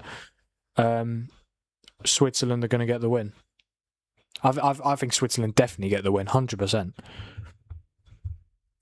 But, of course, I might be right. Oh, Qatar made a triple change, actually. Yusuf Abdurasaq, the striker, has been replaced by Ahmed Alildin. Yeah, Ahmed Alildin. That's it. Well, that is how you say it. We got there in the end. Some of these names are difficult to pronounce, guys.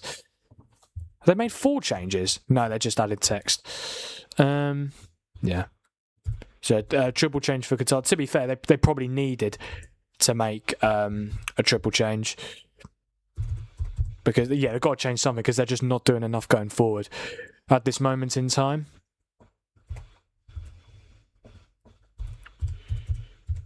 Yeah, don't forget, guys, to like the stream, subscribe to the channel, and get those notifications turned on.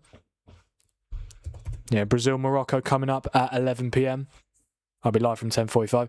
Hope this game doesn't fizzle out and stay 1-0. Yeah, to be fair, I mean, it's not ideal, but I think... what was I saying? I don't mind if it stays 1-0. Obviously, I'd like to see some goals, but to be fair, the game's been quite enjoyable, to be fair. I've enjoyed it. It's not been a bad game at all. There was a fly on my bloody monitor. Have I got it? Yeah. Who came on for Gaber? I forgot his name. Boudiaf. Yeah, Jassim Gaber. He was on a yellow card, so yeah, I think it's probably for the best that he comes off.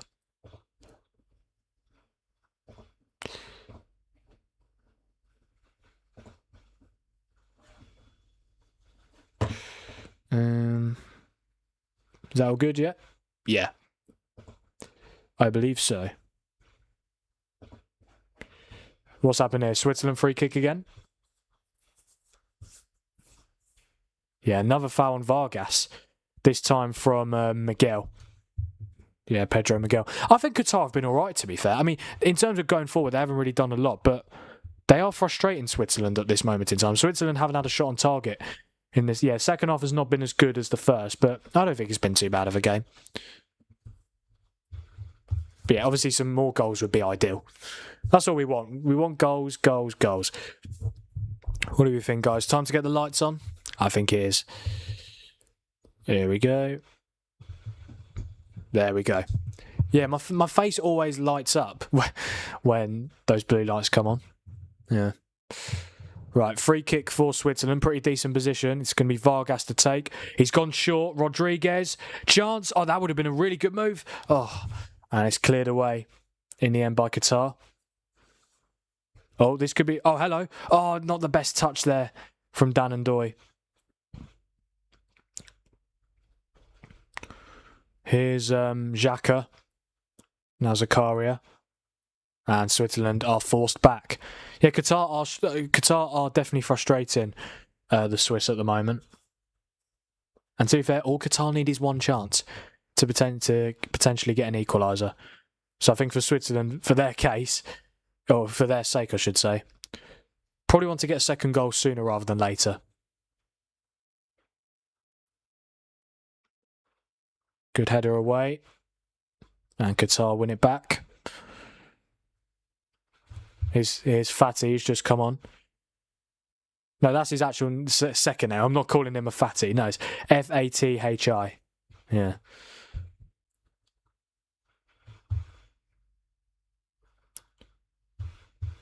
Yeah, I mean, Qatar haven't had a shot this second half, which is not ideal when you need a goal. Yeah, Switzerland have had 4 shots, but none on target. The XG overall is Qatar 0.45 and Switzerland 2.32. 2.32 XG, and they've only scored 1 goal, and that's a penalty. And the penalty XG is like 0.8, I think it is. Yeah. So if you take that away, 1.42, which is still more than Qatar, obviously.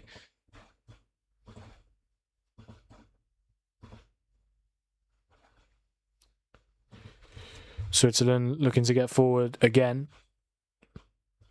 Here's Ndoye. That's not Ndoye, that's Zakari, I think. Oh, Zakari's done very well. Got to get it in. Oh, and I think it's gone out anyway. Is that a corner? Yeah, corner to Switzerland.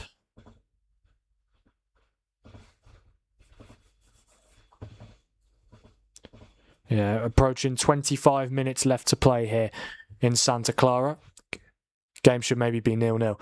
Yeah, probably. Yeah, I mean, we still haven't seen the semi-automated offside image. Yeah. The Swiss are making a double change now. Who's coming on? Yeah, so it's Dan Ndoye's being replaced by Johan Manzambi, and Michel Abischer is being replaced by Fabian Ryder. Are those straight swaps? I believe so, yes.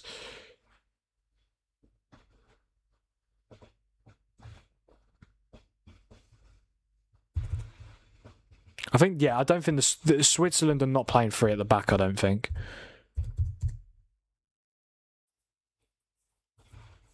Yeah, it seems like they're playing seems like they're playing a more 4 at the back, yeah. So I think, yeah, Zakari is at right back, that's why. Who else came up? Manzambi for Ndoye, that's it. Isn't Manzambi a striker? No, he's a DM. Oh yeah, I remember Manzambi. Yeah, he was in the Europa League final for Freiburg, yeah. I completely forgot about him. Yeah, I mentioned his name quite a few times. He was on the ball quite a few times, just didn't really do anything with it.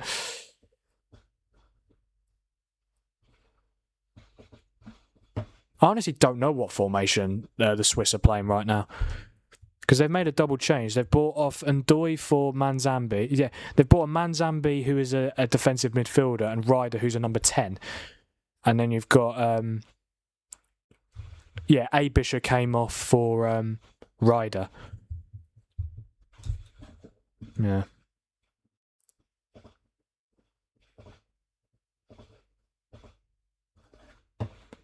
I don't think that's right. Xhaka, what happened? Oh, I don't know. I think I've missed it. Did Xhaka have a chance? Yeah, I was just sorting something out. Yeah, that's just not right, is it? It's not too bad. Yeah, let me just... Oh, perfect time to do it, because this is the second drinks break of the game. Who's Xhaka talking to? Talking to one of the coaches. Yeah, it says Rodriguez is playing as a left back, or as a right back, sorry.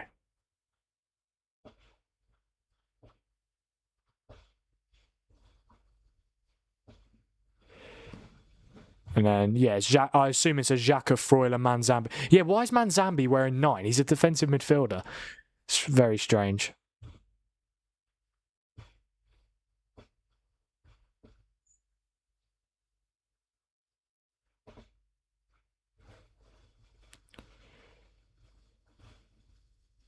Yeah, what position is Ryder? Is he a midfielder? He's a number 10. It might be like it could be a 4-3-1-2 maybe. Depends where Vargas is playing. Vargas is a left winger. Yeah, definitely. There's definitely a change in shape for Switzerland, 100%. I think we'll just go with that because Ryder can play as a left winger as well. Oh no, he can't. I thought that was one of his preferred positions on FOTMOB, but no, it's not. Oh, let's get the chat back up. Yeah, I think Xhaka had a chance. Yeah, my dad's still waiting for his Granit Xhaka shot on target for his bet. I believe. I'm hoping that it does come through. Yeah.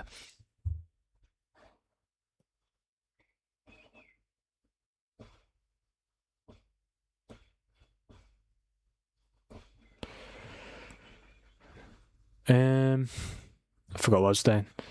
Oh, the referee's having a drinks break as well, and the linesman's. Yeah, it seems like very warm conditions in Santa Clara. 29 degrees, they're saying it is.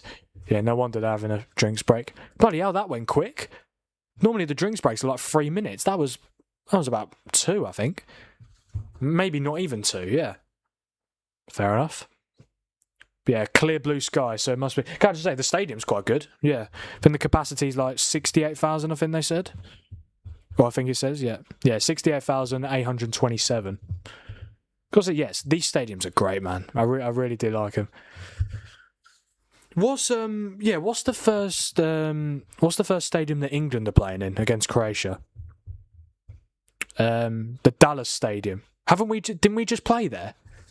I might be wrong. Didn't we just play in the Dallas Stadium against? No, I don't think we did. Did we?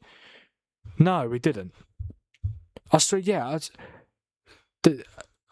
someone's played at the Dallas Stadium. It's got a capacity of 108,713. That's incredible. So yeah, really looking forward to that game. It's coming home, guys. This is the year. 60 years of hurt will be coming to an end. Please. I've had enough of England failing a tournament. Well, I say failing. Well, we've been getting far. We just haven't been able to win any. Oh, hello, chance. Well, the first time the Qatar have really got forward in this game and it's come to absolutely nothing. And now the Swiss looking to get forward here. Here's Remo Freuler, who of course won the penalty. Yeah, Switzerland, I do think, need to get a second goal just to make sure of the 3 points. Because the longer the game drags on, you're thinking, we've just got to protect our 1 goal lead now. But yeah, but I think Qatar can be fairly happy with it. Oh wow, that is amazing. Oh my word. Oh, who's number 22 for Switzerland? That was incredible. No, I think it's the guy that's just come on, Fabian Ryder. That was incredible footwork. The way he received the ball in the half turn, that is amazing. Look at that. That was brilliant. Look at him. No one could stop him. It was a good block in the end. But yeah, very good run from the Swiss substitute.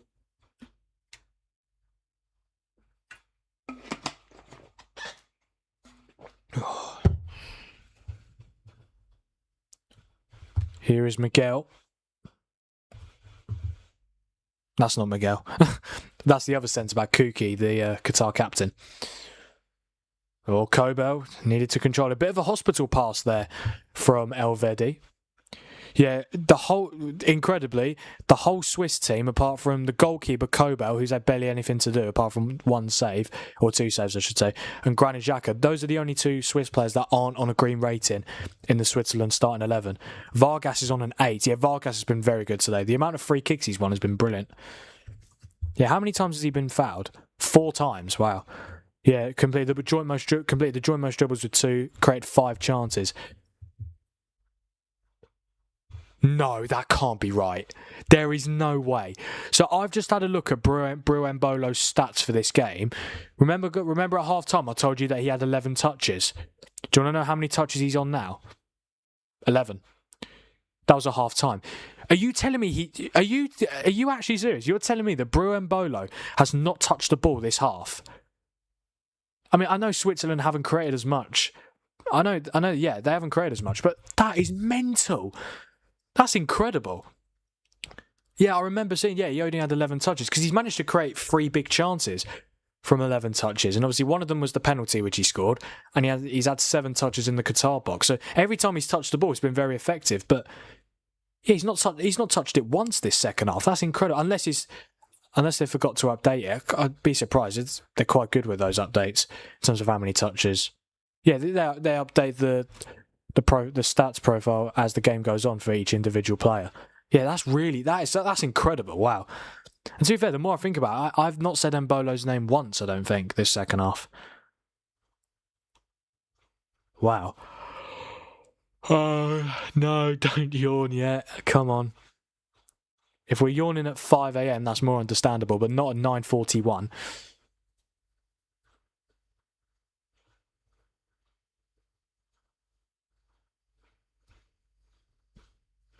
Just over 15 minutes left here in Santa Clara. Still Qatar 0, Switzerland 1. Breu Mbolo's penalty.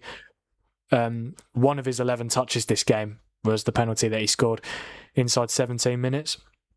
Qatar getting forward here. Oh, do you know what? What is he doing? Seriously. Oh my God. They're tackling each other.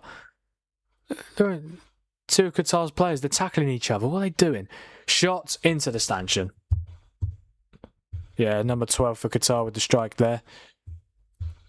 Boudiaf, one of the subs.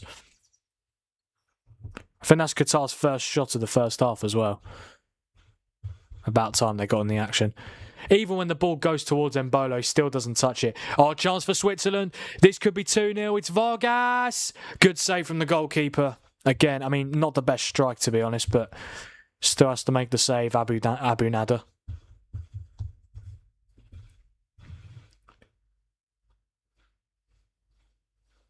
And Qatar once again lose the ball. They can't keep it. They genuinely cannot keep it. Here is... I forgot his name. Oh, Mbolo's got to touch the ball. Oh, he almost scored. Breu Mbolo with his first touch in 30 minutes. His first touch in the second half, and he almost managed to find the back of the net. That's what I mean. All of his touches have been effective. Oh, that was Manzambi with a brilliant through pass to Mbolo. Just about gets there ahead of Abu Nada, the goalkeeper. Goes through his legs, but it just doesn't find the back of the net. And this was the Vargas chance. Yeah, it just doesn't curl it enough. Actually, it's a very good, it's a very comfortable save. I would have made that save. So close for Switzerland. Yeah, and Mbolo, finally, the wait is over to touch the football.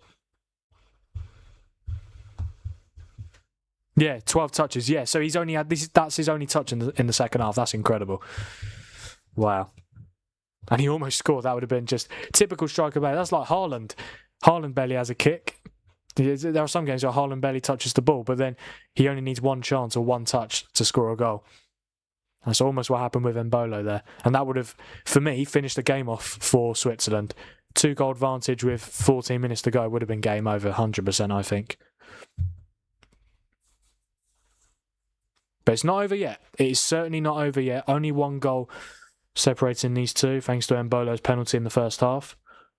And Qatar, even though they've not done a lot going forward this half, if they can just keep themselves in the game until stoppage time, they could definitely get a point, which would be a fantastic result. It would be their first point at the first time they haven't lost a game at a World Cup. This is their 4th game at a World Cup. They've lost their first 3. All in 2022. Oh, wasn't the worst ball. It just didn't fall for number 7. I forgot his number 7. Alaudin. Yeah, Alaudin. Yeah, he just didn't set himself. Just didn't set himself up right for the header. It wasn't actually a bad ball in. It wasn't like it was too far over him. Decent opportunity there. Oh, this is concerning. I've yawned 3 times already. I don't even have time. Even if I wanted to, I wasn't going to anyway. But can't even have a quick power nap. No, not going to work. What's your thoughts on the Brazil game? Really looking forward to it. I think it's going to be a really good game. Yeah, I think Brazil, obviously, Carlo Ancelotti is their manager. With a point to prove, you could argue. They haven't won the World Cup in 24 years, since 2002. Obviously, they've won the most World Cup titles with 5. Hoping to make it 6, and I think they have to go down as one of the favourites. I think definitely. especially with Ancelotti at the wheel. But yeah, I do think Brazil. I do think they will win. I think the lineups should be out now. We could actually go through the lineups. Yeah, the lineups are out right now. Should we go through them? Yeah. So starting for Brazil tonight, I'll do. You'll see the lineups on screen at the start of Brazil Watchalong, and I'll say them anyway, but I'll say them now because they're out and there's subs going on right now for Qatar and Switzerland. So in goal tonight for Brazil is Alisson. Left back, Douglas Santos. Right back, Roger Ibanez. And then centre backs, Gabriel and Marquinhos. Midfield two of Casemiro and Bruno Guimaraes. In the 10, Lucas Paqueta. On the left, Vinicius Jr. On the right, Rafinha. Striker, Igor Thiago. Igor Thiago starting, yeah. I thought Cunha was going to start. Yeah, it looked like Cunha was going to start. It was between him and Endrick. Thiago wasn't even in the picture, but yeah, Thiago starts for Brazil tonight. Interesting. And for Morocco, Yassin Bonu in goal. Nusayr Mazraoui does start, which is brilliant. And then Ashraf Hakimi, the captain, right back. Centre backs of Chadi Riyad and Issa Diop. Midfield two of Ayoub Bouadi, and then Neil El Anuhi. Neil El... Oh my God. Okay, forget that. Neil El Anuhi. There we go. And then Unai in the 10. Bilal El Kanouz on the left. Brahim Diaz on the right. And then up front, Ismail Saibari. So I know all of these players. I know all the Brazil players and I know all of the Morocco players. This is great. I'm surprised Cunha's not starting. Yeah, Igor Thiago, point to prove, 100%. I know he had a fantastic Premier League season, but people have this narrative with Thiago that he only scores goals at 3 p.m. in 3 p.m. kickoffs. And to be fair, he does. It feels like every time Brentford kick off at 3 p.m, he always scores, but never seems to score when he's playing one of the big six on TV or just any game on TV. But yeah, I'm interested to see how he does. He has had a very good season, though, for Brentford. Finished second in the Golden Boot rankings in the Premier League. I think he scored 22 and like 25 in all competitions. I think he deserved to be in the squad. Didn't think he'd be starting the first game, though, so a very good opportunity for him to potentially solidify his spot as the number 9 for Brazil this summer. Yeah, no Neymar, unfortunately. He is not in the squad. Fingers crossed he will be available for the upcoming group games. Let's hope so. Yeah, Ederson is on the bench, who obviously is moving to United. He wears number 2. Oh, wow. Yeah, Cunha's on the bench. He's number 9. Yeah, Brazil's still got a very good squad. They've got their bench is Ederson, Weatherton, Alexandro, Danilo, Bremer, Leo Pereira, Danilo, Ederson, Fabinho, Endrick, Gabriel Martinelli, Henrique, Mateus Cunha, Rayan, plays for Bournemouth. And Morocco have got some good players on the bench as well. I must say, I'm really looking forward. This is the most hyped up I am for a World Cup game so far. Maybe apart from the first one, because obviously it's the first game. Here's Manzambi. Strike! Oh, it's not the worst strike from the midfielder, but it goes wide. Yeah, who have Morocco got on the bench? Anyone that I know? Sofiane Amrabat used to play for Man United. El Kabi, who plays for Olympiacos. Chemsdeen Talbi, who plays for Sunderland. Yeah. So yeah, this should be good. Really looking forward to it. But yeah, I'll go 2-1 Brazil. Yeah, I'll say the lineups. Oh, bloody hell. I'll say the lineups again when I start the stream, and they'll be on screen for you guys to see when the game does start. But yeah, I just wanted to go through them because obviously they are out now. 8.5 minutes left, guys, in Santa Clara. Still Qatar 0, Switzerland 1. I feel like the second half has definitely dropped off in terms of performance levels, but it's not been too bad, I suppose. But first half was quite good. I enjoyed it. But yeah, don't forget to like and subscribe, and also get those notifications turned on. And I hope to see most of you guys for Brazil-Morocco at 10:45 for the 11 p.m. kickoff. First time any World Cup games kicking off at 11 p.m. this tournament, so that should be good. Can't be a bit of late night footy, I could tell you that. Yeah, Dad, I'm a little bit concerned for your bet. I don't think Xhaka's going to have a shot on target. Yeah, he's playing too deep. Playing far too deep. He's number 10 for Switzerland and he's playing that deep. It's ridiculous. But he's very good on the ball, that's why. Here is Manzambi.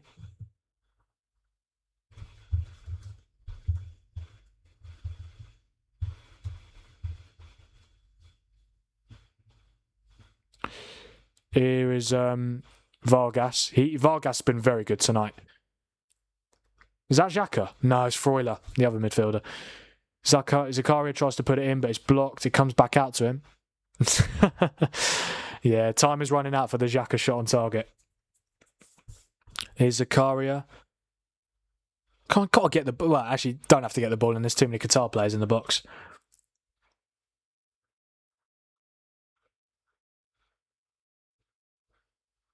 Here's Manzambi. Now Manuel Akanji. Frank, greetings from Scotland. Hello, mate. Good to see you. Of course, Scotland have got their first World Cup game coming up against Haiti, and I do hope to see you. I do hope to see you on the stream, mate. I do hope to see you on the stream, mate. That'd be good. But yeah, greetings from England. Yeah, more specifically Norwich. Yeah, I live in Norwich at the moment. But yeah, delighted to have you on the stream, mate. I think I recognise your name. Yeah, I think. Were you on my Celtic Hearts watch along? I think, yeah. Who's the snitch? Yeah, I think I remember your name being on my Celtic Hearts watch along. Correct me if I'm wrong, but I think you were there.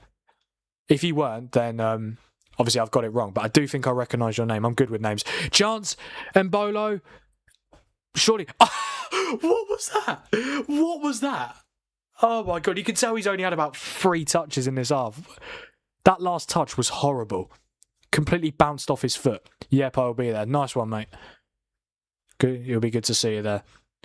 But yeah, do tell me. Yeah, correct me if I'm wrong, but I think you were on my Celtic Hearts watch along. Can I just say about my Celtic Hearts watch along? I don't know how, and I don't know what Celtic fan. Yes, you are right. There we go. Yeah. Can I just say about my Celtic Hearts watch along? That is my most successful stream on this channel so far. It's got. Not in terms of views, but in terms of watch hours. Yeah, it still gets views today. I checked earlier, yeah. I think it's on like 1,010 views. Yeah, I mean, since it got published, not even when like the stream was actually going on, since it got published, it's on like 65 watch hours. It's got like 70 watch hours since it got published. I might quickly check now. Well, hang on. Chance Manzambi, shot is blocked and cleared away. Yeah, let's have a look at my... analytics. Yeah, so if we go to all my Celtic Hearts watch along 93.3 watch hours, and my next best is 64.6. But yeah, that's crazy. And since it published, 81.3 watch hours, so that's even more.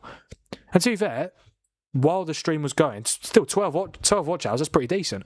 But yeah, I don't know why and I don't know how. But yeah, nope, it's 90 watch hours. Yeah, no, but I mean like since it got published. Yeah, so like on the live, it had about 12 watch hours, but since it actually got published and processed, 81.3. That is crazy. Yeah, and how many views is it on?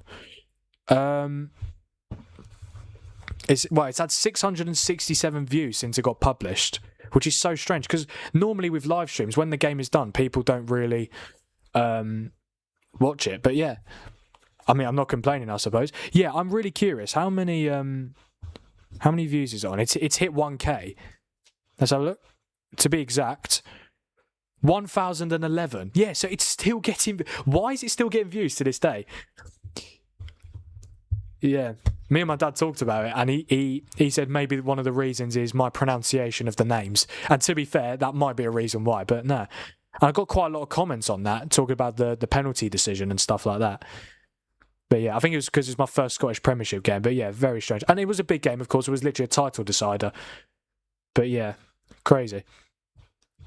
But yeah, but going back to what I said, yeah, it'd be good to see you on the stream. What do you think, mate? Do you think you'll win tonight? I think you'll be fine. I think you'll be absolutely fine. I think Haiti have got Wilson Isidore, who plays for Sunderland, and they've got Bellegarde, who plays for Wolves. But apart from that, they haven't really got anyone else, I don't think.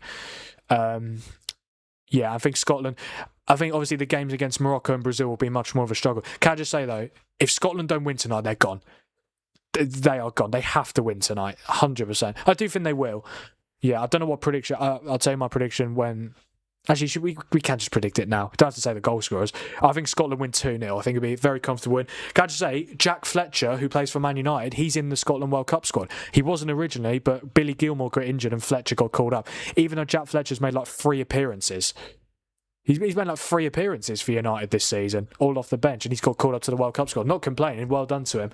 And I hope to see him get an appearance tonight. That'd be great. It'll be a hard game, but should do it. Do you think it'll be a hard game? Are Haiti good? I mean, again, have they got anyone else apart from Isidore and Bellegarde? I don't reckon. Oh, they got Del Croy, the centre back who used to play for Burnley and Swansea. I don't recognise any other of their players. Yeah. Looking forward to seeing how McTominay does as well. Oh, I think I forgot to put the substitutes in. Well, we can put them all in now. But yeah, I mean, Haiti are decent, but I think you'll win fairly comfortably. 2-0 win I'm going for Scotland. How many changes have happened since I last... Okay, let's just update now. So, in the 78th minute, Al Manai came on for Madibo for Qatar. And then 89th minute just now, Al Haydos has come on for Junior, the guy who missed the opportunity in the first 2 minutes of the game. And what I will also do is update my subscriber count, because that's good. Yeah. We are approaching stoppage time here in Santa Clara. Thanks, man. I'm on a beach in Virginia, USA. Newcastle supporter, but I love Switzerland. Thanks for commenting the match while I enjoy the beach. Not a problem, mate. My pleasure. My absolute pleasure. I hope to see you. Hope to see you on some of the streams coming up now. Well, not now, but like coming up in the next few hours. Obviously, Brazil, Morocco, Haiti, Scotland, Australia, Turkey. I hope to see you guys there. But yeah, that's great, man. Living the life. Beach in Virginia, USA. You're a Newcastle fan as well. Nice. Yeah, I don't mind Newcastle. They're all right, I suppose. What does annoy me about Newcastle, though, is that no matter how good you are, no matter how bad you are, you always find a way to beat us at St James's Park. Always. Like, even this season, like, you had 10 men and you were in really bad form and we were playing so much better than you. We were in great form coming into that game and you still beat us 2-1. Why can't we beat you guys at St James's Park? St James's Park is quite a difficult place to go to and get a result, to be fair. But yeah. Here's a Kanji. We're into stoppage time here. Oh, chance. Embolo. Zakaria. Chance. Oh, it's just not fallen for Vargas. Really good. Oh, no, not Vargas. Sorry. I forgot his name. Ryder. Is Vargas still on? Vargas came off. That's what I mean. That's the problem, because I haven't updated the subs. 6 added minutes. 6 added minutes here in California. I mean, Qatar have managed to stay in the game, but I don't know if they're going to create a chance to potentially get an equaliser. They just haven't done enough going forward. Yeah.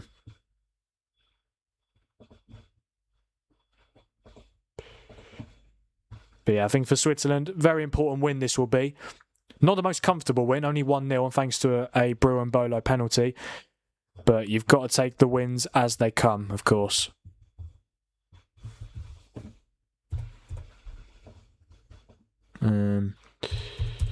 Okay. But yeah, almost 1 down, 3 to go. Yeah, it's going to be good. Looking forward to it.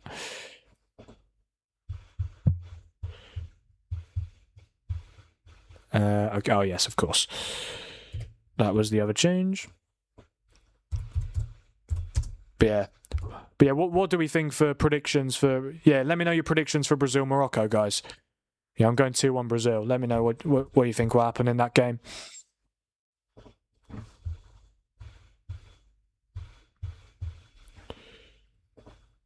Yeah, Switzerland. Yeah, Switzerland just keeping the ball. I think Qatar are just happy to take a 1-0 defeat, to be fair.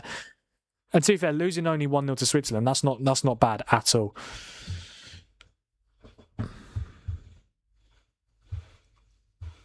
I mean, would you be a little bit concerned if you're Switzerland? The fact they've only managed to score 1 goal tonight and it was a penalty? Maybe. But it's not like they haven't had chances. They just haven't been able to take them. They've definitely been the better team for pretty much the whole game. So yeah, I wouldn't be too concerned. And again, a win is a win at the end of the day. No matter who it's against. And to be fair, Qatar have been alright, to be fair. They've played quite well defensively. Yeah. 3-1 Brazil. Yeah. I think I could definitely see Morocco winning, you know. I really could. But no, I do think Brazil will win as well, but I think it'll be closer. It's such a shame that Cunha's not starting. Yeah. Hope it'll come on at some point, though. Yeah, number 9 for Brazil at this World Cup, Matheus Cunha. Hope he has a fantastic tournament.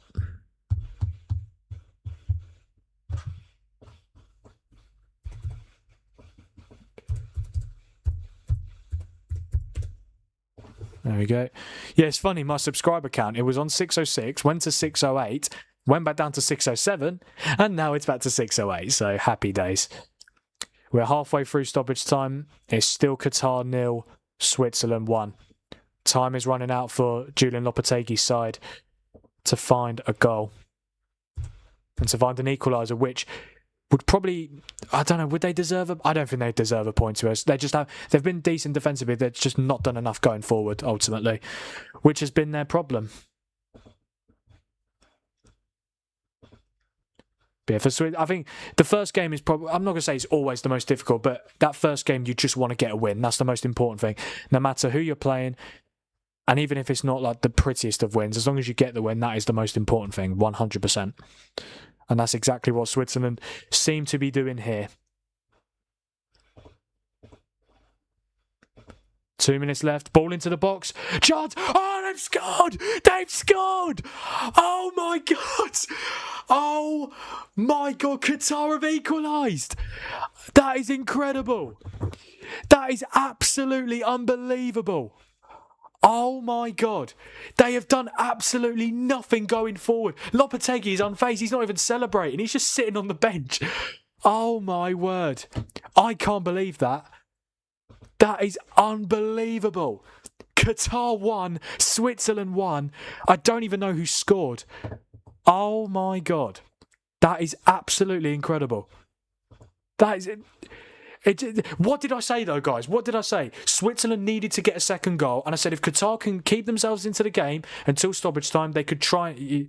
Yeah, if Qatar can keep themselves in the game at only 1-0 down until stoppage time, they'll have a chance to get an equaliser, and that is exactly what they've done. What a header that is! Number 16. Who's number 16 for Qatar? Oh, it's this. Oh my God! It's the captain. It's the captain, Boualem Kouki. The captain of it, just had to be him, didn't it? The captain has equalised for Qatar, and they're going to get a point here. It's going to be their first point at a World Cup. Oh my God. What a cross as well. Who put that cross in? That was amazing. What a cross from Homam Elamin, who's been very good at left back today. Oh my word. This is incredible. Wow. I was not expecting this. Qatar 1, Switzerland 1. I mean, this is a disaster from a Swiss point of view. This is supposed to be the easiest. Grace was nearly right. Oh my God, yeah. Yeah, my sister predicted 2-1 Qatar. I mean, I think it's too late now, but can I just say, fair play to the 11% of you that predicted a draw. I mean, to be fair, I said absolutely no chance Qatar would win, which I'm still right. Qatar, they're probably not going to win this game, but they'll take a point all day long, especially against Switzerland. This is Switzerland's easiest game. Who else have they got? Canada and Bosnia. Wow. I mean, I still expect Switzerland to get out of the group, but this is a disaster. Unless they can find a goal here to win it. Oh, they're going to get a corner. This might be the last chance. Can Switzerland find a goal to win it? Oh, what a moment that is for Qatar. Only their second ever goal at the World Cup and could be getting their first ever point. Corner to come in here for Switzerland. This will be probably the last chance. Corner comes in. Oh, it's not bad, but it's headed away. He's going to put it again. He's going to put it in again, though. Ball comes in. Chance. Oh, it's just about got away by the goalkeeper. Volley. Oh, my God. What was that? That is terrible. And look at the Qatar players. They're celebrating like they've won the game. But it just shows you what it means to them. This is only their 4th ever World Cup game. Yeah, only their 4th ever World Cup game. And it looks like they're going to get a point, which is something they've never done at a World Cup before. Their 3 games in 2022 when they hosted it, they drew. Look at Lopetegui. Look how wet his shirt is. Bloody hell. Disappointing. Why is it disappointing? Oh, you love Switzerland. Are you from Switzerland, mate? I don't know. Maybe you just like them. All bets are off. Oh, yeah. Well, so if Xhaka got the shot on target, it wouldn't have mattered, would it? Is that it? That is it, guys. That is the full-time whistle. It's finished here in Santa Clara in California. Qatar 1, Switzerland 1. I can't believe that. That is absolutely incredible. What a moment for those Qatar players. It's only their 4th ever game at the World Cup. They hosted it in 2022, got knocked out in the group stages with 3 defeats out of 3 and only scored 1 goal. And they managed to qualify for the World Cup again, but this time without automatically qualifying because they were the host last time. and it looked like they were going to fall to a 1-0 defeat. Bruembolo's penalty in the 17th minute, I should say. It was quite controversial, though. It was definitely a penalty. Freuler was definitely fouled, but it looked like Freuler was offside in the build-up. And even though the VAR said they used semi-automated offside, we've still not seen a graphic. So right now, it probably should have been the penalty should have probably been disallowed for offside. But it was given, it was checked and given. It was definitely a penalty, but it was offside from the naked eye. But then Bruembolo put the penalty away, and Switzerland probably should have been at least 2 or 3-0 up at half-time with the chances they had. But then, second half, I mean, Switzerland weren't great in the second half. They had 12 shots, but only 1 on target. Qatar had 3 shots, 2 on target. And then, the 95th minute, up stepped the captain, Boualem Kouki, to get the equaliser for Qatar to earn their first ever point at a World Cup. And Kouki got 13 defensive contributions as well. What a performance from him. And same with Homam Elimin, who got the assist with a 7.9. I am going to end the stream in about 2 minutes, guys, because obviously I've got a stream coming up in literally 40 minutes' time for Brazil-Morocco. But I'll quickly go through the stats and the player ratings. So Qatar had 32% possession, 0.76 XG, 7 shots, 4 on target, and 9 touches in the Swiss box. They played pretty well, to be fair. Whether they deserved the point, I don't know. But you've got to give them credit. They managed to get the point. They stayed in the game, and they took their chance when they got it. Switzerland had 68% possession, 3.24 XG. They had a penalty, but even without that, 2.44 XG and only 1 goal. Quite disappointing, to be honest. 26 shots, 7 on target, 42 touches in the Qatar box. Qatar had 2 big chances and missed 1. Switzerland had 6 big chances and missed 5. And I think one of the big chances was the penalty. Obviously, yeah, not ideal. Switzerland had 10 corners to Qatar's 3. And yeah, wow, what a result for Qatar. Who would have thought? Fair play to the 11% of you that predicted a draw. Have I stopped the stopwatch? No, of course I haven't. Of course I haven't. But yeah, that is absolutely incredible. Well done to Qatar. Well done to Julian Lopetegui. That is just incredible. And what a moment for the captain, Kouki. Right, guys, I think that is where I'm going to end this stream because I've literally got another stream coming up. Brazil against Morocco. 11 p.m. kickoff. I will be live at 10:45, which is in 38 minutes' time. But I just want to say a massive thank you to every single one of you who have either been here since the start or have joined at any point. I really do appreciate every single one of you. It's finished here in Group B. Qatar 1, Switzerland 1. What a result for the 2022 hosts. And for Switzerland, a disaster, really. They should have got all 3 points, and they failed to do so. But yeah, that's where I'm going to end the stream. Thank you guys for being here, and thank you to every single one of you who has subscribed, managed to get to 608. Yeah, Dad, you did call it. He said that Switzerland would regret missing all the chances, and that's exactly what happened. But yeah, that's where I'm going to end the stream, guys. Don't forget to like the stream, subscribe to the channel if you haven't already. We're up to 608, which is fantastic. I really do appreciate it. And turn on notifications so that you never miss a future stream or a future upload. I will be live for Brazil against Morocco in 37 minutes' time now. 10:45 I'll be live for the 11 p.m. kickoff between Brazil and Morocco in Group C. Yes. So yeah, that's where I'm going to end it, guys. Thank you for being here. It's finished here. Qatar 1, Switzerland 1. Thank you guys for being here, and I'll see you. Yeah, thank you guys for being here, and I'll see you in half an hour. Cheers, guys.